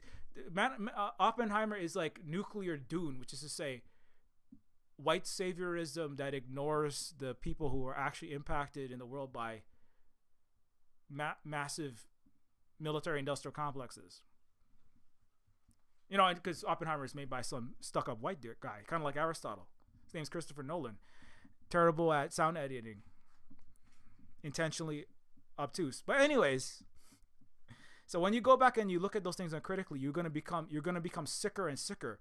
The probability that a hypersonic Yemen missile will strike you one day goes up. The probability that a Chinese or a Russian cyber attack will destroy you one day increases every time you watch or read any Western thing. The probability that you will fail to self-treat from your Western mental illness of supremacism, etc., goes up every time you consume a film, read a book, think about any of these places, listen to any of the people that have been consuming this crap through podcasts or whatever you're consuming it through. You're making yourself sicker and sicker and sicker and sicker and sicker, and you increase the likelihood that you crash and burn with your Boeing planes, with your U.S. military, with your stock market that's currently crashing. Even though they're trying to prop it up as much as they can with central bank printed quantitative easing infinity nonsense, but that's failing. They're only slowly starting to admit the higher the probability you're going to start worshiping AI generated shrimp Jesus. I have on the Twitch stream this week, it's all just about dealing with the garbage in, garbage out of Western AI and generative AI specifically. And anyways, so and the goal is not because I really want to hurt all the 330 million Americans. It's not my goal. The goal is, like, we would like to have a future, for all peoples, but like Alcoholics Anonymous, there's West's Anonymous. There's Supremacists Anonymous. You have to accept and admit that you have a problem. That's like one of the hardest things. Like, Aaron Bushnell got that. You read his actual post and you can see, he talks about land back. He talks about, like, the Black Lives Matter, like, seriously, for real, not just like to score some points today. And they put his money where his mouth is, right? And he self-immolated. I'm not saying you have to self-immolate right now. But I mean, like, that is a legitimate act of intense, but effective communication that has already immortalized him across the world, right? Because there were 100-foot wide banners of Aaron Bushnell at Yemen protests, and that's the only country that is in actual good standing under international law with the genocide conventions and the Geneva Convention. And they had Aaron Bushnell posters. That's how you know he was, That's the confirmation, right? If the United States Supreme Court justice or any Western commentator or priest or pope or pastor says anything, that's useless, right? That's less than useless. It's like a rapist or a pedophile saying you're a good person. That's like an Israeli saying you're a good person, which is, pedophile capital of the world. So, but when Yemen says, hey, this guy was a good person and should be respected, should be looked up to, and should what he said, it matters, and we thank him. That's how you know you were on the right. You Aaron like was cured or or majority well from the Western illness. So it's not impossible. Obviously not the only person. It's not impossible, but it is sorely lacking. There's not enough Aaron Bushnells. There's one, and then there's like 99 people who are still acting like there's nothing wrong with Dune. I'm not saying you can't read it. You can't watch sci-fi movies or something. But there are things deeply wrong with Frank Herbert. Number one, massively homophobic. Literally disowned his son. Wouldn't allow him to visit. During deaths in the family. It's just horrible. The people who can't who run away when the subject of racism comes up. Still, it's most of the West, liberal and conservative. They don't really want to listen. When the black people start talking about really what they think, most of the West still can't hear that. Now young people with Gen Alpha and Gen Z, that's starting to change, right? But it's not fast enough. For my page, it's not fast enough. It's not fast enough given the level of crisis that the West is in.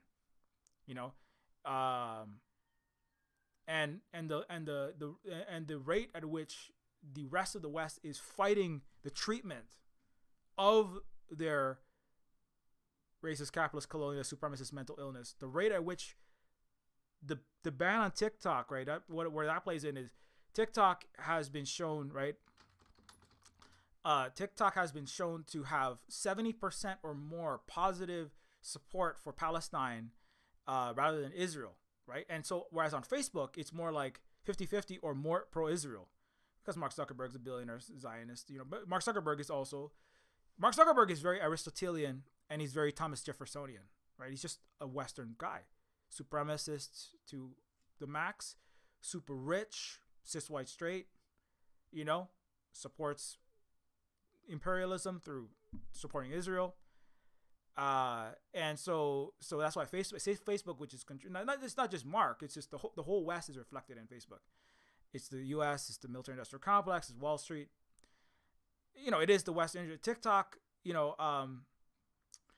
it's funny. TikTok, right, is purely hypothetical. Intelligence admits, but they're still trying to ban it. Disputed claims about TikTok and made at the White House. TikTok ban was passed at the House. So the thing is, but TikTok.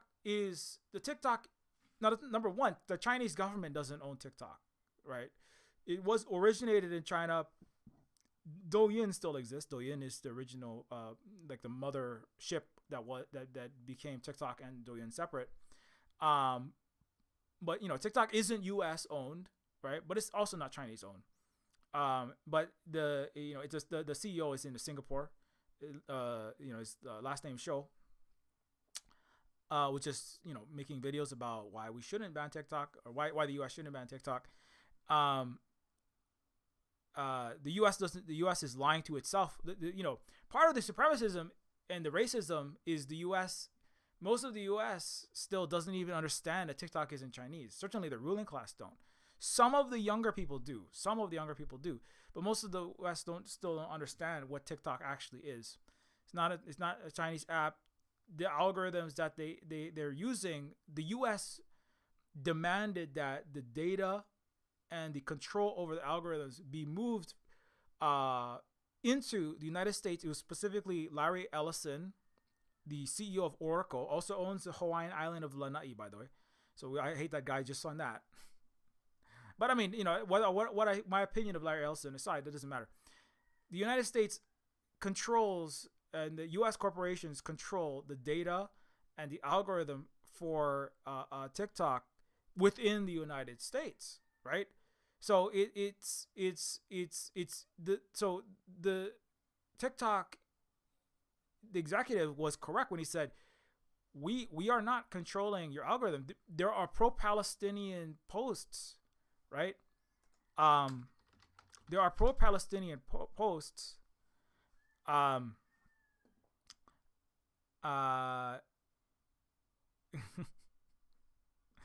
I mean, it's like the reason why they're pro-Palestine posts, and you can see these articles about TikTok ban could collaborate pro-Palestine movement, hurt Joe Biden, TikTok being banned in the U.S. What you need to know, like, artists hear possible TikTok ban, pro-Palestine message revealed that Whitney, so TikTok is intentionally pushing pro-Palestine content to young Americans. The reality is, at least some outlets are discovering this. That the TikTok is not TikTok again. Like I said, isn't in control of the algorithms that are showing content inside the United States, and the TikTok pro-Palestine content that is being shown is because young people, which TikTok has the average age I think is like 20 to 25, right? Whereas the average Instagram age is older, it's like 30, 40. And the average Facebook age is like 50, 60, right? TikTok has the youngest audience, and the youngest demographic is the most pro-Palestine. Just if you look at the boomers and Gen Xers are 70, 80% pro-Israel, pro-genocide. I mean, that's normal. They're most enlightened people, and they have the least access and the least, and they're the most bought in and they're most paid off. They're most bought off generations. They have the most wealth and power from white supremacist, capitalist, colonialist U.S. hegemony. But 70 to 80% of Gen X and boomers support Israel over Palestine. For millennials, it's like 50 something, 60 for Palestine. So it's slightly pro-Palestine. For the Gen Z and younger, that's the TikTok main bread and butter. Those consumers are 70% or higher pro-Palestine. And that's just because of the generation. There's real reasons for that. And part of that is the slow drawing out of the Western poison from the children of Western people, right? Which is good, right? I mean, you should not be for genocide unless something is deeply, unless you're very mentally sick and or diseducated, which I would argue is part of the sickness, then you should not be supporting a genocide, right? And so that's the positive news is the younger generations of Western children are de-Westifying. But anyway, so we have to ban it. Number one, because we have to stop the Palestinian story from being spread. That's just like absolutely horrible, and also it's not actually going to work either, right? In the long run. I mean, maybe they could control, but the thing is, like, even if you really want to control, like you really want to get rid of a particular message on a particular platform, especially at this point in time, the probability that the young people are simply going to move to another platform and keep saying what they were saying before, it's going to be really hard to put all of these genies back in the bottle. Is what I'm trying to say, right? Which is like if you say, well, you can't say that on Instagram, and you can't say, like, part of the reason why young people are off of Facebook and onto TikTok is because they didn't want to be around all of this incoherent, right-wing, racist, sexist, imperialist crap that Facebook is throwing at them, right? In part, people can be controlled by what they're fed through their feed. That is partially true. But especially younger generations are much smarter, wiser, and more savvy, and just more media literate. Maybe not fully literate in all literature, but arguably reading white Western supremacist sick literature sickens you. So that's not necessarily a positive. Like reading the classics can deeply embed you, like I already said, right? So like just like reading is not bad. Reading is good. You can't really, it's hard to get educated on how to deal with COVID-19 or what colonialism is, right? What is the history of capitalism? That's really what you should read, right? But just, reading anything from the New York Times, the PragerU reading list or the liberal reading list, this is not necessarily going to make you smarter. It could make you better at using big words. But if you believe, if you watch Hamilton and you read some, and you uncritically read a lot of the stuff that is on these anti-communist reading, a lot of George Orwell, that's what it is, right? Anti-communist reading lists. If you read liberal ideology, you're gonna double and triple down into that. So anyway, so long story short, see, the younger generations, they haven't read as much. You're just younger. You have less time to have read, but they're better at figuring out and discerning the truth of what they're reading, the sources of what they're reading that have ideologies attached to them.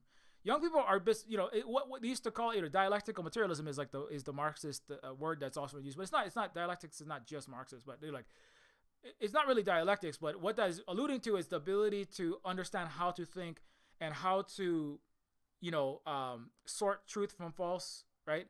How to check, and being in a mental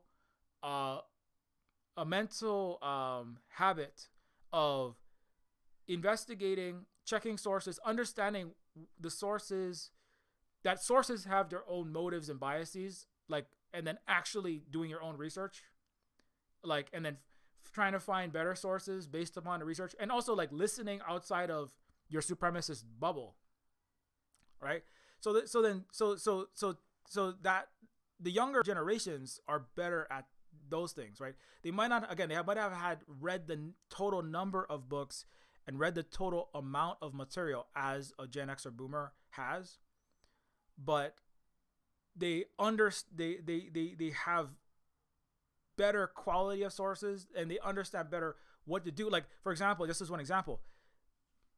The Christ picture, right? This Jesus Christ picture that is half shrimp that I put on this thumbnail.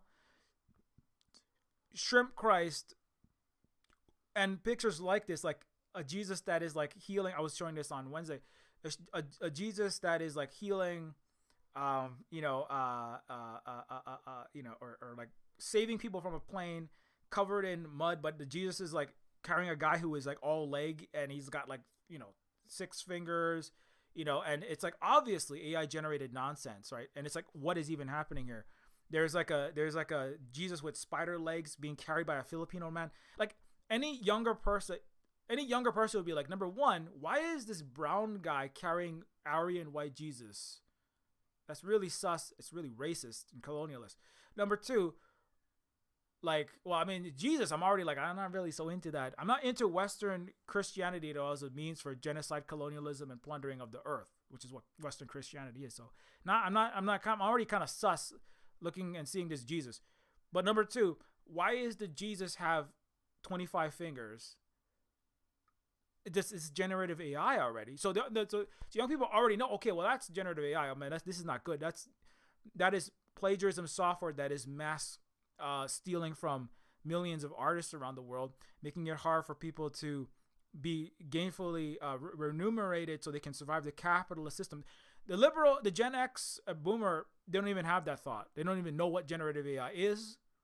They don't have the thought, oh, people need to survive with gainful employment because they just waltzed across the street at the age of 18 and got a job as Boomer Steve, painting for a living with barely a high school education, and they had a house, a Thunderbird, and 1.5 kids in a bouncy castle, and 2 Hawaii vacations a year.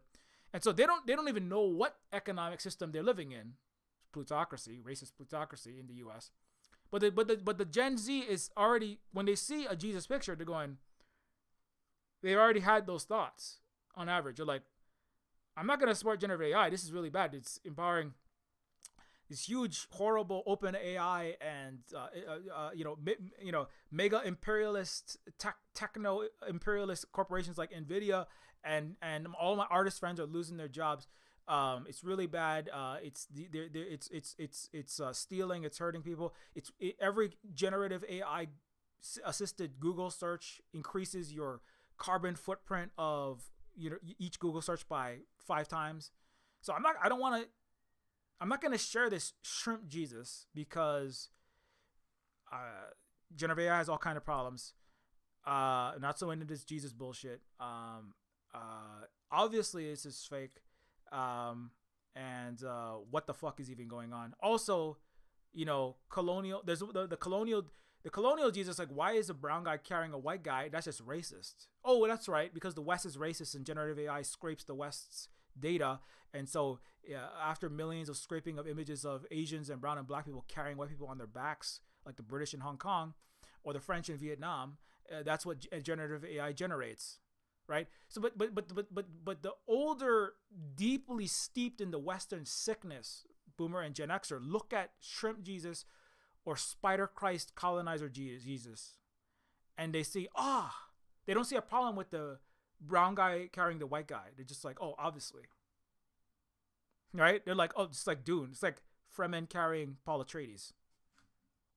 You know, it's like white millionaire aristocrat being carried by Sherpa up Mount Everest. Oh, obviously, brown and black people do all the hard work and we take the credit, and that's totally normal and fair and shit, right? Because that's just Western. That's 2,000 years of the West. You know, that's Aristotle going, oh, obviously, 12 hours of work from some, you know, Canaanite or some, you know, some non Hellenic people. That's just normal. And then I take all the credit sitting around doing my shitty Aristotle podcast. Oh, I'm sorry. It's called Writing the Classics. So having deep thoughts about why racism and sexism is awesome and good, right? That's what the classics are. So that's what Western great writing is. So Charles Darwin is like, I'm trying to do some science. Oh my God, you're going to do social Darwinism? What are you doing? Like, this is, Voltaire was like, hey, maybe we should listen to 3,000-year-old China that has no hereditary aristocratic capitalist ruling classes like the Sun King, and then he was exiled and put into stocks and pilloried, right? So there's like, you know, but so the Western brain is trained. The Western brain is like the generative AI reflects the Western mind, and so the Western mind sees the generative AI, and it's already sick. The Western human meat brain is sick, not just with COVID, but with Western history and culture and economics and disinformation. And then it sees what the generative AI has produced. It doesn't see any problem with that because the generative AI is also sick, right? It's like two people with COVID, right? RSV, tuberculosis, and measles, right? Coughing in each other's mouths in a London office or a San Francisco, you know, yoga class. And they're just like, and you're like, why is nobody covering their mouths? Why are we both like really bad smoker coughing? Like, why are we both like plague coughing? Like that really bad cough all day. But nobody asked that question. Why? Because the entire West is coughing in each other's faces all day because that's been normalized, right? But it's like, but in the same way that everyone is just always sick and that's totally fine and normal, and we always were, like in the 1980s, everyone had measles, don't you know? Right? The way that has been normalized, Western culture is also the ability to accept completely false. It's like the inverted Mandela effect, where you're able to accept completely false, like decades of experiential evidence that you've gone through, and you refute that because your ruling class tells you that it's time to go shop and die for capitalism and billionaires and the Western rulers, right? So and that's why middle to upper middle class white people, including people who get their articles published, like that recent lady who was feeling so sad the worst thing was that her husband has COVID, but not that he has COVID and he could die because he's immunocompromised from long COVID, is that she can't go have Applebee's. That's the worst thing in the world, is that she can't go to a restaurant. Not that her husband could die. And like that is mental illness, right? The lack of basic empathy for ostensibly the most important people in your life, right? That you don't even care about them. You just want to go eat shitty food at an overpriced shitty restaurant.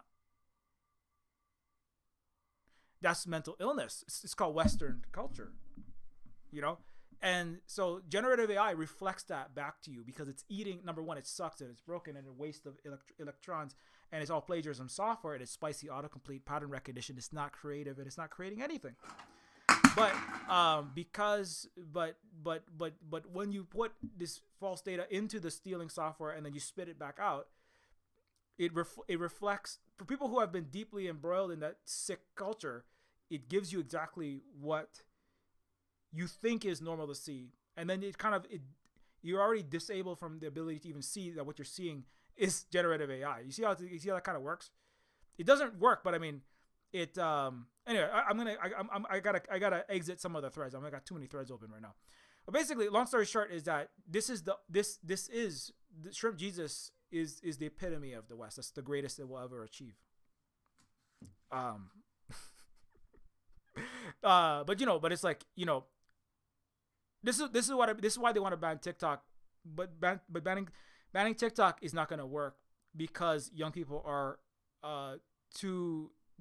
they're already too well trained in how to actually think, to be continually conditioned and brainwashed by the mass disinformation and conditioning system that is the West, and its capitalist system that requires diseducated people who don't know how to think actually dialectically, historically, with true historical empirical data, and actually investigate before they speak and before they share. But this is also why the Boomer and Gen X, or the most Westified generations, continue to spread these pictures around.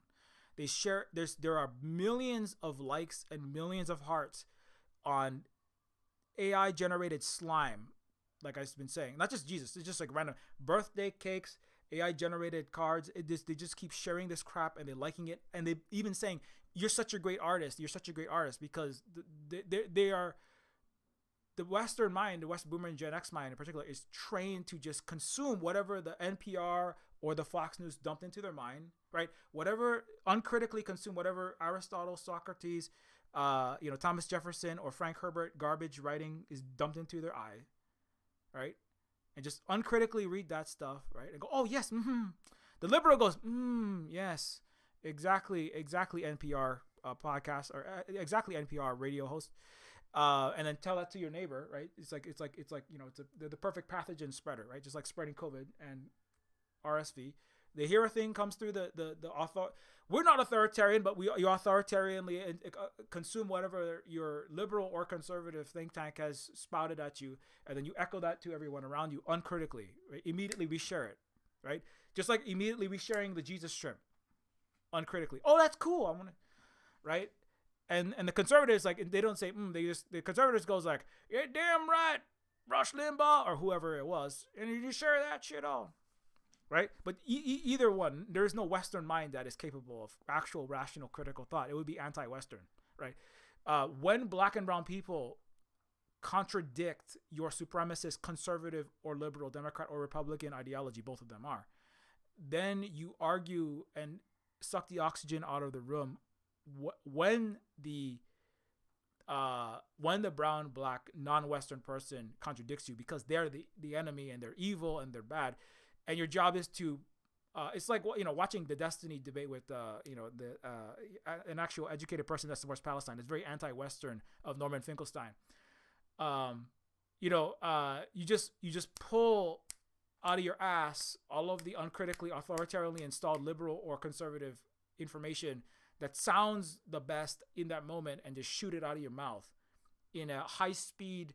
It's almost like the Western mouth is like a chat GPT bullshit generator. It basically takes whatever is around and then puts it together like, communism killed 100 billion people, don't you know, blah, blah, blah, blah, blah, blah, blah, as fast as you can, to try to make that black or brown or indigenous person go away or look stupid because they have an accent, basically, and their face is brown and their nose is too wide. And it's like, it's argumentum ad latinum. It's like argument from I'm whiter than you, basically.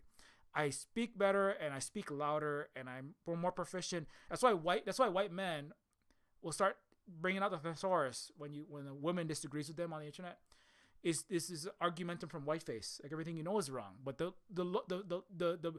bigger, the more sesquipedalian, the more complex the diction gets, the bigger and more multisyllabic the words get, the smarter I seem, and then you will eventually go away. If you don't go away, men with guns will kill you, and then you'll be gone. But that's how the West functions. That's how Greece functioned. Plato threatened to kill people if they wanted to really argue with him, and that's how fascists like Goebbels function. But that's also how liberals function. That's how they all function, right? If the liberals say, well, if you don't do what we say, well, we'll just like bomb you all into the Stone Age, like in Vietnam and Korea, right? Or Yemen, if you don't do what we say because we're more moral than you, and like, no, you're not. No, you're not. What are you fucking even talking about? You've been bombing us for the last 14 years. You've been starving millions of us to death. What are you talking about? Right? And the US is like, whoa, blah, blah, blah. Like, and they'll say like 10 trillion words. And when the 10 trillion words doesn't work because Yemen is more based and better at war than America, then they start shooting missiles at Yemen. And then Yemen says, well, that's a waste of missiles. $2 million for your Patriot missile, and it's $2,000 for this effective drone. So waste your money, jackass. But anyways, that's why the West, unfortunately, like, and it's now 107, so I should probably think about ending soon. That's why there is no future in Dublin. This is what, like watching the Destiny. I don't recommend watching the Destiny Norman Finkelstein debate, except for the part where Norman Finkelstein calls Destiny Mr. Spaghetti. Mr. Spaghetti, you are an absolute imbecile. This is a waste of my time. I feel bad for Norman because, he's like, he's been having to fight these Western people for the last fucking 50 years. He's been dealing with the, all of the Dershowitzes, all the Dershowitzes and all of the Atlantic and the BBC and Guardian and the New York Times, high-speed bullshit artists. And and now he has to deal with the Twitch bullshit artist, and it's like, it's just, I feel bad for the guy. But anyways, so but it's kind of like the frustration that you will feel it's a frustration if you're not frustrated listening to empowered, prominent, mainstream Western voices, right? If you're not frustrated, that's a sign of mental illness. That's a sign of Western soul loss, from indigenous, anti-colonial global South. There's a word that should go around more. It's called soul loss. It's part of what happens is when you lose. It's what you lose when you live in a sick society that enables mass killing and a punishing of people for being homeless, beating up of black and brown people, genocide. When you're surrounded by these horrible capitalistic mass apathy and malice-filled systems, you lose your soul. But if you have a soul left, you should be constantly frustrated listening to any Western anything, podcast, information, broadcast, mainstream, blue check, Facebook crap. And it's hard to, if you're still frustrated, it's like they say actually if you get COVID-19 and you test positive with a rapid antigen test and you have no symptoms, right? You have no no symptoms. You have no respiratory cold-like or flu-like symptoms, right? What people think of as the COVID, which isn't, right? But if you don't have this coughing, sneezing, fever, and those kind of things, that's actually really bad because that means that your immune system is so dysfunctional. Like HIV/AIDS patients in the serious stages of the illness, they can have no symptoms as well, because it means that your immune system that is supposed to be fighting back against the invading pathogen, right, against the invading virus and bacteria, is malfunctioning. And so that means that the COVID is just doing the real damage. The real COVID is the organ, the brain, the blood, the body, and immune system damage that will kill you and cause you to be in massive, it will literally destroy your brain cells, give you frontotemporal dementia that they're currently investigating that. Aneurysms, strokes, heart attacks, right? The stroke and the heart attack is the real COVID, right? The fibromyalgia and feeling like your nerve endings are on fire, right? Which is one of the symptoms. Being unable to walk, move, think, or do anything, right? Personality changes, psychosis, extreme sociopathic activity. That's part of frontotemporal damage. Inability to plan, inability to write video essays or scripts or do your homework or anything. That's the real COVID. right? It's not the cold, sneezing, coughing, sore throat, tingling in the nose. It's not the fever. That's the catching. That's the initial onboarding of the COVID, right? Similarly, so if you have an immune response, it's actually good because it means your body's at least trying to fight the COVID. Now, that doesn't mean you're going to get rid of it. So if you are frustrated when you read Western media, when you see Western anything, when you see a Western liberal or conservative article, historical book, even an 80s and 90s or 90s book. I'm reading like a 2020s book, like a science fiction, like it's not quite Dan Brown's Angels and Demons or the Da Vinci Code, but it's kind of like, it's like historical. It involves Egyptology and shit like that, right? And it's like I'm reading like a book written in the 2020s, and I'm like, oh my god, this is like frustrating because oh my god, this is so sexist, and oh my god, this is like, why do we still have Egyptologists? Or isn't this just like that's like some like British colonial? I want to ride on the backs of North Africans and steal all of their ancestors and all of their heirlooms and stick it in a museum and make tons of money and have lots of stories to tell while I'm sipping tea with all of my colonialist, racist, rich people in Britain, right? Why do Egyptology is not like a serious thing anymore. I mean, like, so anyway, so if you're not frustrated like by these things, then it's like you have no immune system. You have no spiritual, mental, intellectual, and empathic and emotional immune system, right? If you can consume, like if you can just like watch a 90s movie and not be like, oh my god, they just said the R slur for the 8th time. Oh my god, were they like, why are they making jokes about trans people? Like, ha ha ha, it's funny that, and it's disgusting that there's a guy and he's, dressing different. Oh my god, why are they using gay as an insult, right? Why are there like 0 black people in this entire movie except maybe the janitor that's giving relationship advice to the white guy about whether to go and date the free loving doctor in the country or marry the daughter of the executive in New York City, right? Why are there no black people in here? Why is this why is this so liberal right now? Why is everything about this movie like basically wealth worship? If why are these people in this sci-fi? Why is this Arabs in space movie all filled with white saviors and there are no Arabs in it?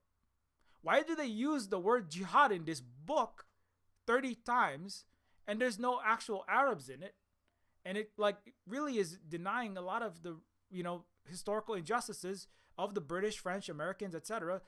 in their colonization of Arabs, right? If you aren't feeling frustrated consuming these things, then there's something wrong, right? But the thing is, young people, they do. I mean, so that's where like, I can't enjoy anything. Like it's hard to enjoy racist, sexist, colonialist, supremacist things. But that's part of how that's a part of what it will mean to live in the future, because there is no future. There is no future except more of this and more dosages from Yemen and from China and Russia and other places and Africa and everywhere else. There'll be only more dosages, like missiles hitting your ships, and it's like, how expensive does your energy need to get? Like, do you need to pay for $50 per gallon of gas because no ships are crossing the Pacific? There are no ships that will be crossing the Indian Ocean through the Red Sea or around Africa now. It's the end, right?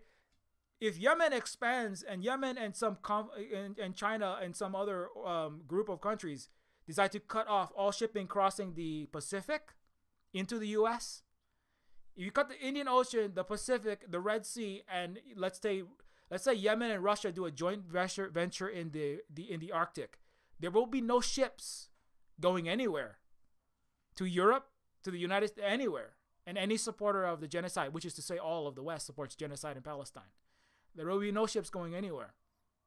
How many planes have to crash? How expensive? You want to pay $100 a gallon for gas and you go nowhere?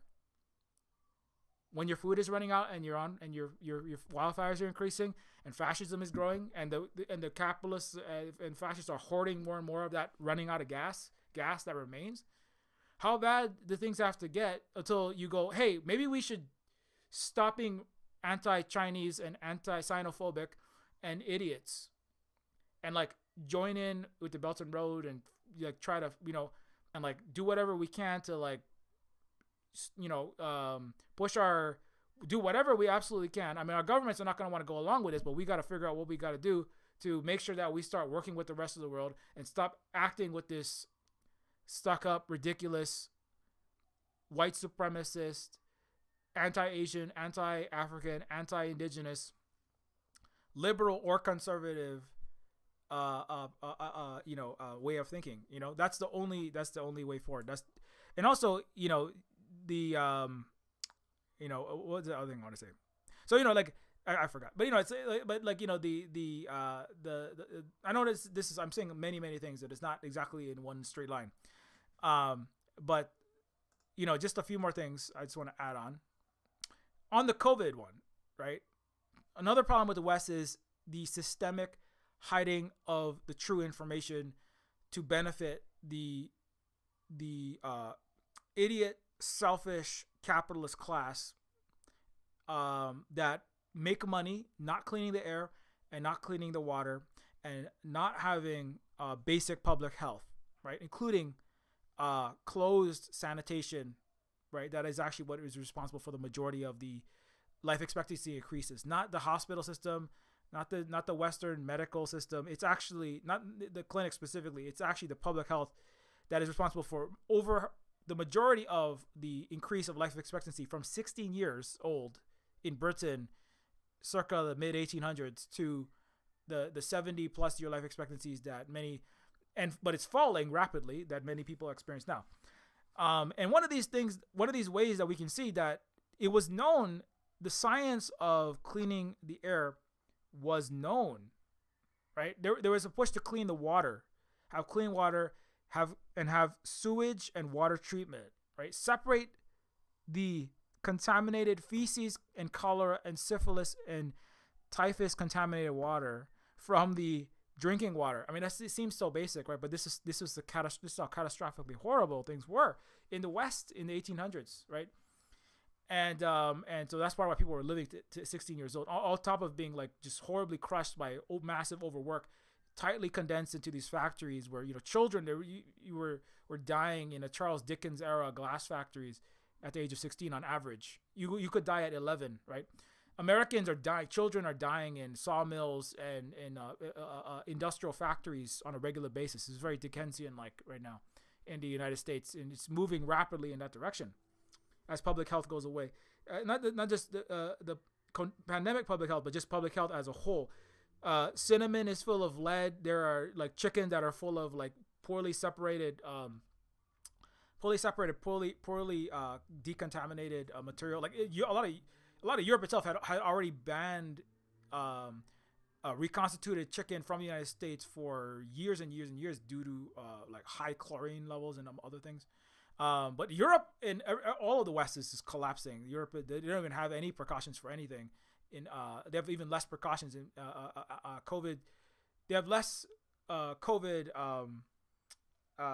public health precautions and education than America in many cases. So this is all reversing. But one way we can see that there was definitely a knowledge that was hidden is in the air. We already knew, right? We already knew that, and scientists knew, even in the U.S. and internationally, that this is the American Chemical Society. They knew carbon dioxide was an effective measure of ventilation, and that ventilation was critical. So cleaning the air was critical. The city, which spends millions in waterworks for pure water supply and for sewage for foul water removal, is still found tightening its purse strings when a few thousands are asked for to provide for pure air supply to and foul air to discharge from its school rooms. The reason of this apathy is not far to seek. Chemists and sanitarians have seriously disagreed among themselves of what constitutes bad air. People live and apparently thrive among the most nauseous odors, while under more favorable conditions they sicken and die. One theorist has given a reason only to be forced to the wall, but anyways.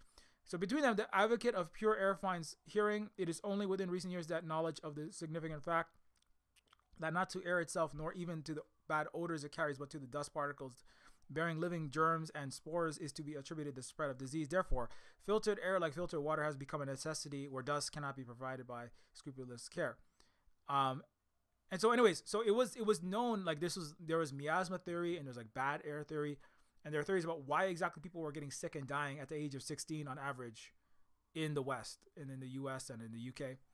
And they later on discovered, of course, it was known, but this is 1893, because this is in the 1890s.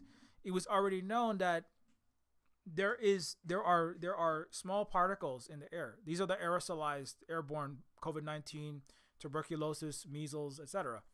that float in the air and that move like smoke. And in any indoor space, if you inhale these, you have a high chance of contracting whatever those viruses and the bacteria are.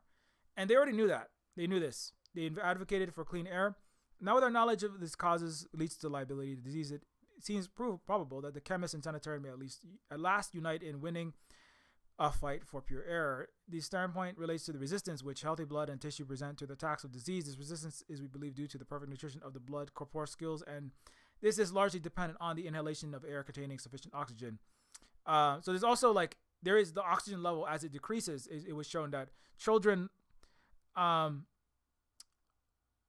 amount of carbon dioxide, the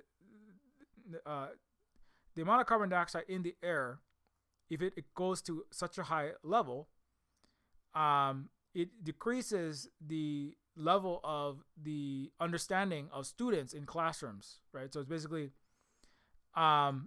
if you have a parts per million or of 700 carbon dioxide in a room, that's acceptable. If it goes anything over 1,300 parts per million or 13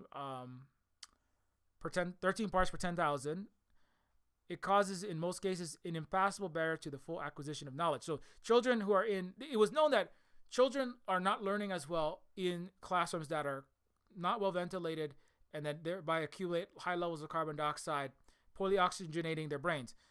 And this is why public schools for poor people are designed the way they are. The rich people have different schools with smaller classroom sizes, better ventilation, and that was before the pandemic. But now they really, really, really have strong ventilation, UV light, all the precautions, tests for every kid in the children of the richest schools. But the impact on the learning of the mind based on proper oxygenation of the brain, and the impact of clean air on stopping the spread of illnesses that are airborne in indoor spaces has been known for 130 plus years. It has simply been hidden. Why?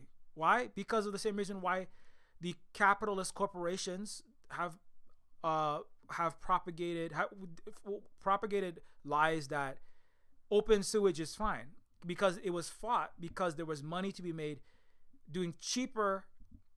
It was all private, by the way. So there were private corporations that basically ran the sewer systems in Britain, and those private corporations, right, privatized sewage, could make tons of money, more money charging for open sewage, these open square rectilinear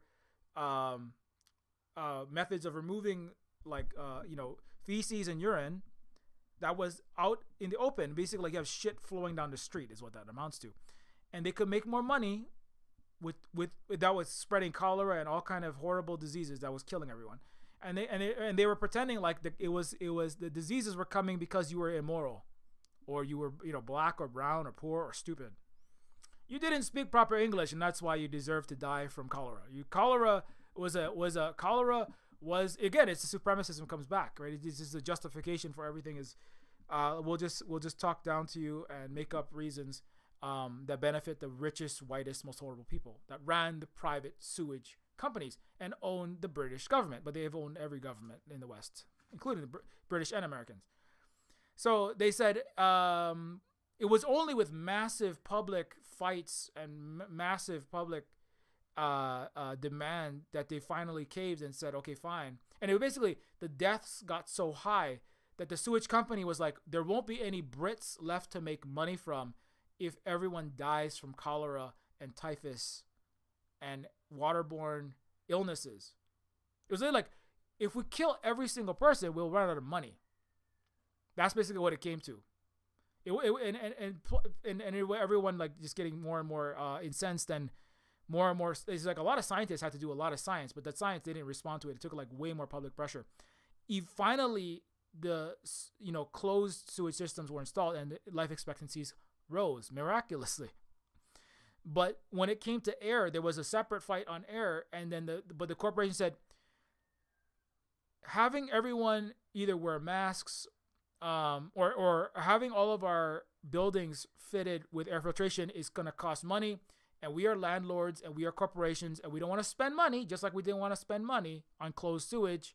So basically, fuck you. And we on all of the clean air scientists, despite having all the science on their side, were silenced for the last 130 years.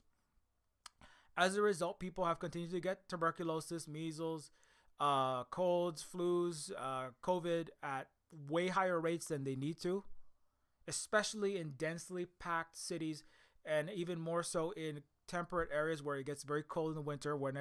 It's not the flu season, it's being indoors with no circulation season. It's not the cold. It's not, this is winter where we all get sick. It's not sick season. It's the season where everyone, because of capitalism, goes indoors with poor ventilation, and they all get to get sick and die a lot more. And now you get to get COVID, and you really get to get dead and mass disabled. It has been known for over a century what needs to be done. SARS, everyone knew it was known to be airborne. SARS-CoV-1, all the other SARS viruses have all been airborne, not droplet spread and touching your face spread. They're airborne. It's always been known. The entire West, the WHO, all Western governments, all the capitalist class, the CDC have all been 100% complicit in mass murdering and mass sickening, mass disabling, and giving everyone strokes, heart attacks, chronic fatigue syndrome, catastrophically bad fibromyalgia, not being able to move, and all the children that have no future or are massively disabled because they've had 6 COVID so far. This has all been known, and it's all been done by, your ruling class, and it's very unfortunate. And they continue to double down. So just in case you didn't know that, we knew about, we knew what was necessary. Trying to eat out less this year, so I can pretend my apartment is a tiny restaurant. Anyways, this all the rest of this is not directly related. I'm like way off the topic, but I just want to say, so you don't have a future also if you can't deal with pandemic related stuff. If you can't deal with the pandemic, you don't have a brain. Anyways, if you can't deal with that, if you can't deal with the pandemic, you won't have a brain to do any kind of action. So we also have to deal with that, and please take the proper precautions. You can't de-Westify. I mean, I guess you could de-Westify if everybody gets sick and dies, but I mean, I don't think that's a really horrible outcome.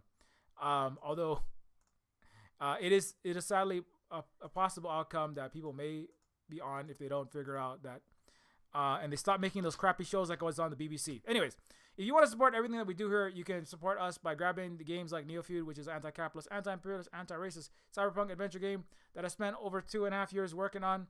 And as the writer, artist, musician, programmer, there is 0 generative AI used in it, and we will not use generative AI at any point at the Silver Spook games. It was released in 2017. So, but also Neofeud supports everything we do here, and also you can get Neofeud on itch.io for Windows and for Mac and for Linux at silverspook.itch.io/Neofeud. It is maximum revenue comes through us when you grab the game on itch. Also, you can get the game without getting Steam if you don't want to install Steam on your system. And also, you can get other games such as the Colonators, Pigeon with Gun, and other fun games. Woman is a book by Holly who was raised in right-wing evangelical Protestant Christianity. Is not meant to be a historical retelling, but a work of fiction that lends a different perspective and critiques this conservative Christian culture. And it's also free. You can also get the Silver Spook. You can follow us at Silver Spook Games, at Octodon.social, at Silver Spook Games, at Mastodon.social, on Twitter at Silver Spook Guy, at Silver Spook Games for the games related stuff, and Terminus C. You can follow Yaya Sari at Army21E. You can follow Terminus C at Terminus Cyberstar is is a cyberpunk RPG, low poly cyberpunk immersive sim that I am the content director and lead writer of. It is also a game that is being developed by a small team of other folks. And you can also follow Holly. Holly is at the Tech Fairy. Holly at the Tech Fairy is partner here, producer, and more with the Kate Nix music and variety show on Twitch. A parent and caregiver to 2 native Hawaiian children with myself. Writer, educator, sapphic queer person, MECFS, haver, mask wearer, and sharing very important information. I forgot to say Patreon. So you can also support us, as I said, through direct support through Ko-Fi at ko-fi.com/silverspook. Every bit does go to help us keep doing this work. You can also support us at patreon.com/Neofeud. At patreon.com/Neofeud, you can get access to all of the Silver Spook streams, all of the Silver Spook, all of the Silver Spook behind the scenes, and the Silver Spook Discord, and help us keep doing the decolonial, anti-capitalist, anti-imperialist work in the U.S. illegally occupied Hawaii at the Native Hawaiian-run cooperative, the Silver Spook Cooperative. And you also get access to the Silver Spook University. So I just said a lot of the stuff that you can learn in the West. I didn't even get it. This is a whole article I forgot. I'll talk about it on Twitch. They're reinstalling classics into Western education where you uncritically learn. You memorize Aristotle and Plato and Thomas Jefferson and Thomas Aquinas, and you're forced to kind of go back to this. And it's also very conservative leaning, and it's all white man authors basically. And then the regular U.S. school system was failing. Most people couldn't read above a 6th grade level after graduating from U.S. school. And Western school is full of diseducation, even if you can read. So the Silver Spook University is the antidote to the Western capitalist, colonialist, racist, supremacist mental illness that is its education system based. And the Silver Spook University is indigenous education combining decolonized history, current struggles, imagined futures, cultural analysis, and history and science, soft sciences, art, and of course I talk about science fiction and futurism because I do both of those things as well. But it's also just a lot of text, social media threads, video, and all kind of other resources for people to learn the things that I think people need to learn in the moment that we are in and in the times that we are in, that you are not going to learn from school in any capacity, sadly, for the most part. And so that's what we are trying to offer there. At any Patreon level, you get access to all of that stuff. And thank you very much to all of our continued supporters on Patreon. Without your support, it does become difficult for us to keep doing this work. It is very much appreciated because without it, it becomes very difficult. Sorry, I do gotta go eat my foods because it's late. Thanks a lot to everybody, and keep on doing what you're doing. Hope you do as well as you can manage. Get better from your get better. I mean, I have to get better. I spent 20 something years going to Western K-12 and in college and being surrounded by these people. So I hope you can get well, and I hope it doesn't take Mach 8 hypersonic Yemen missiles to make you better.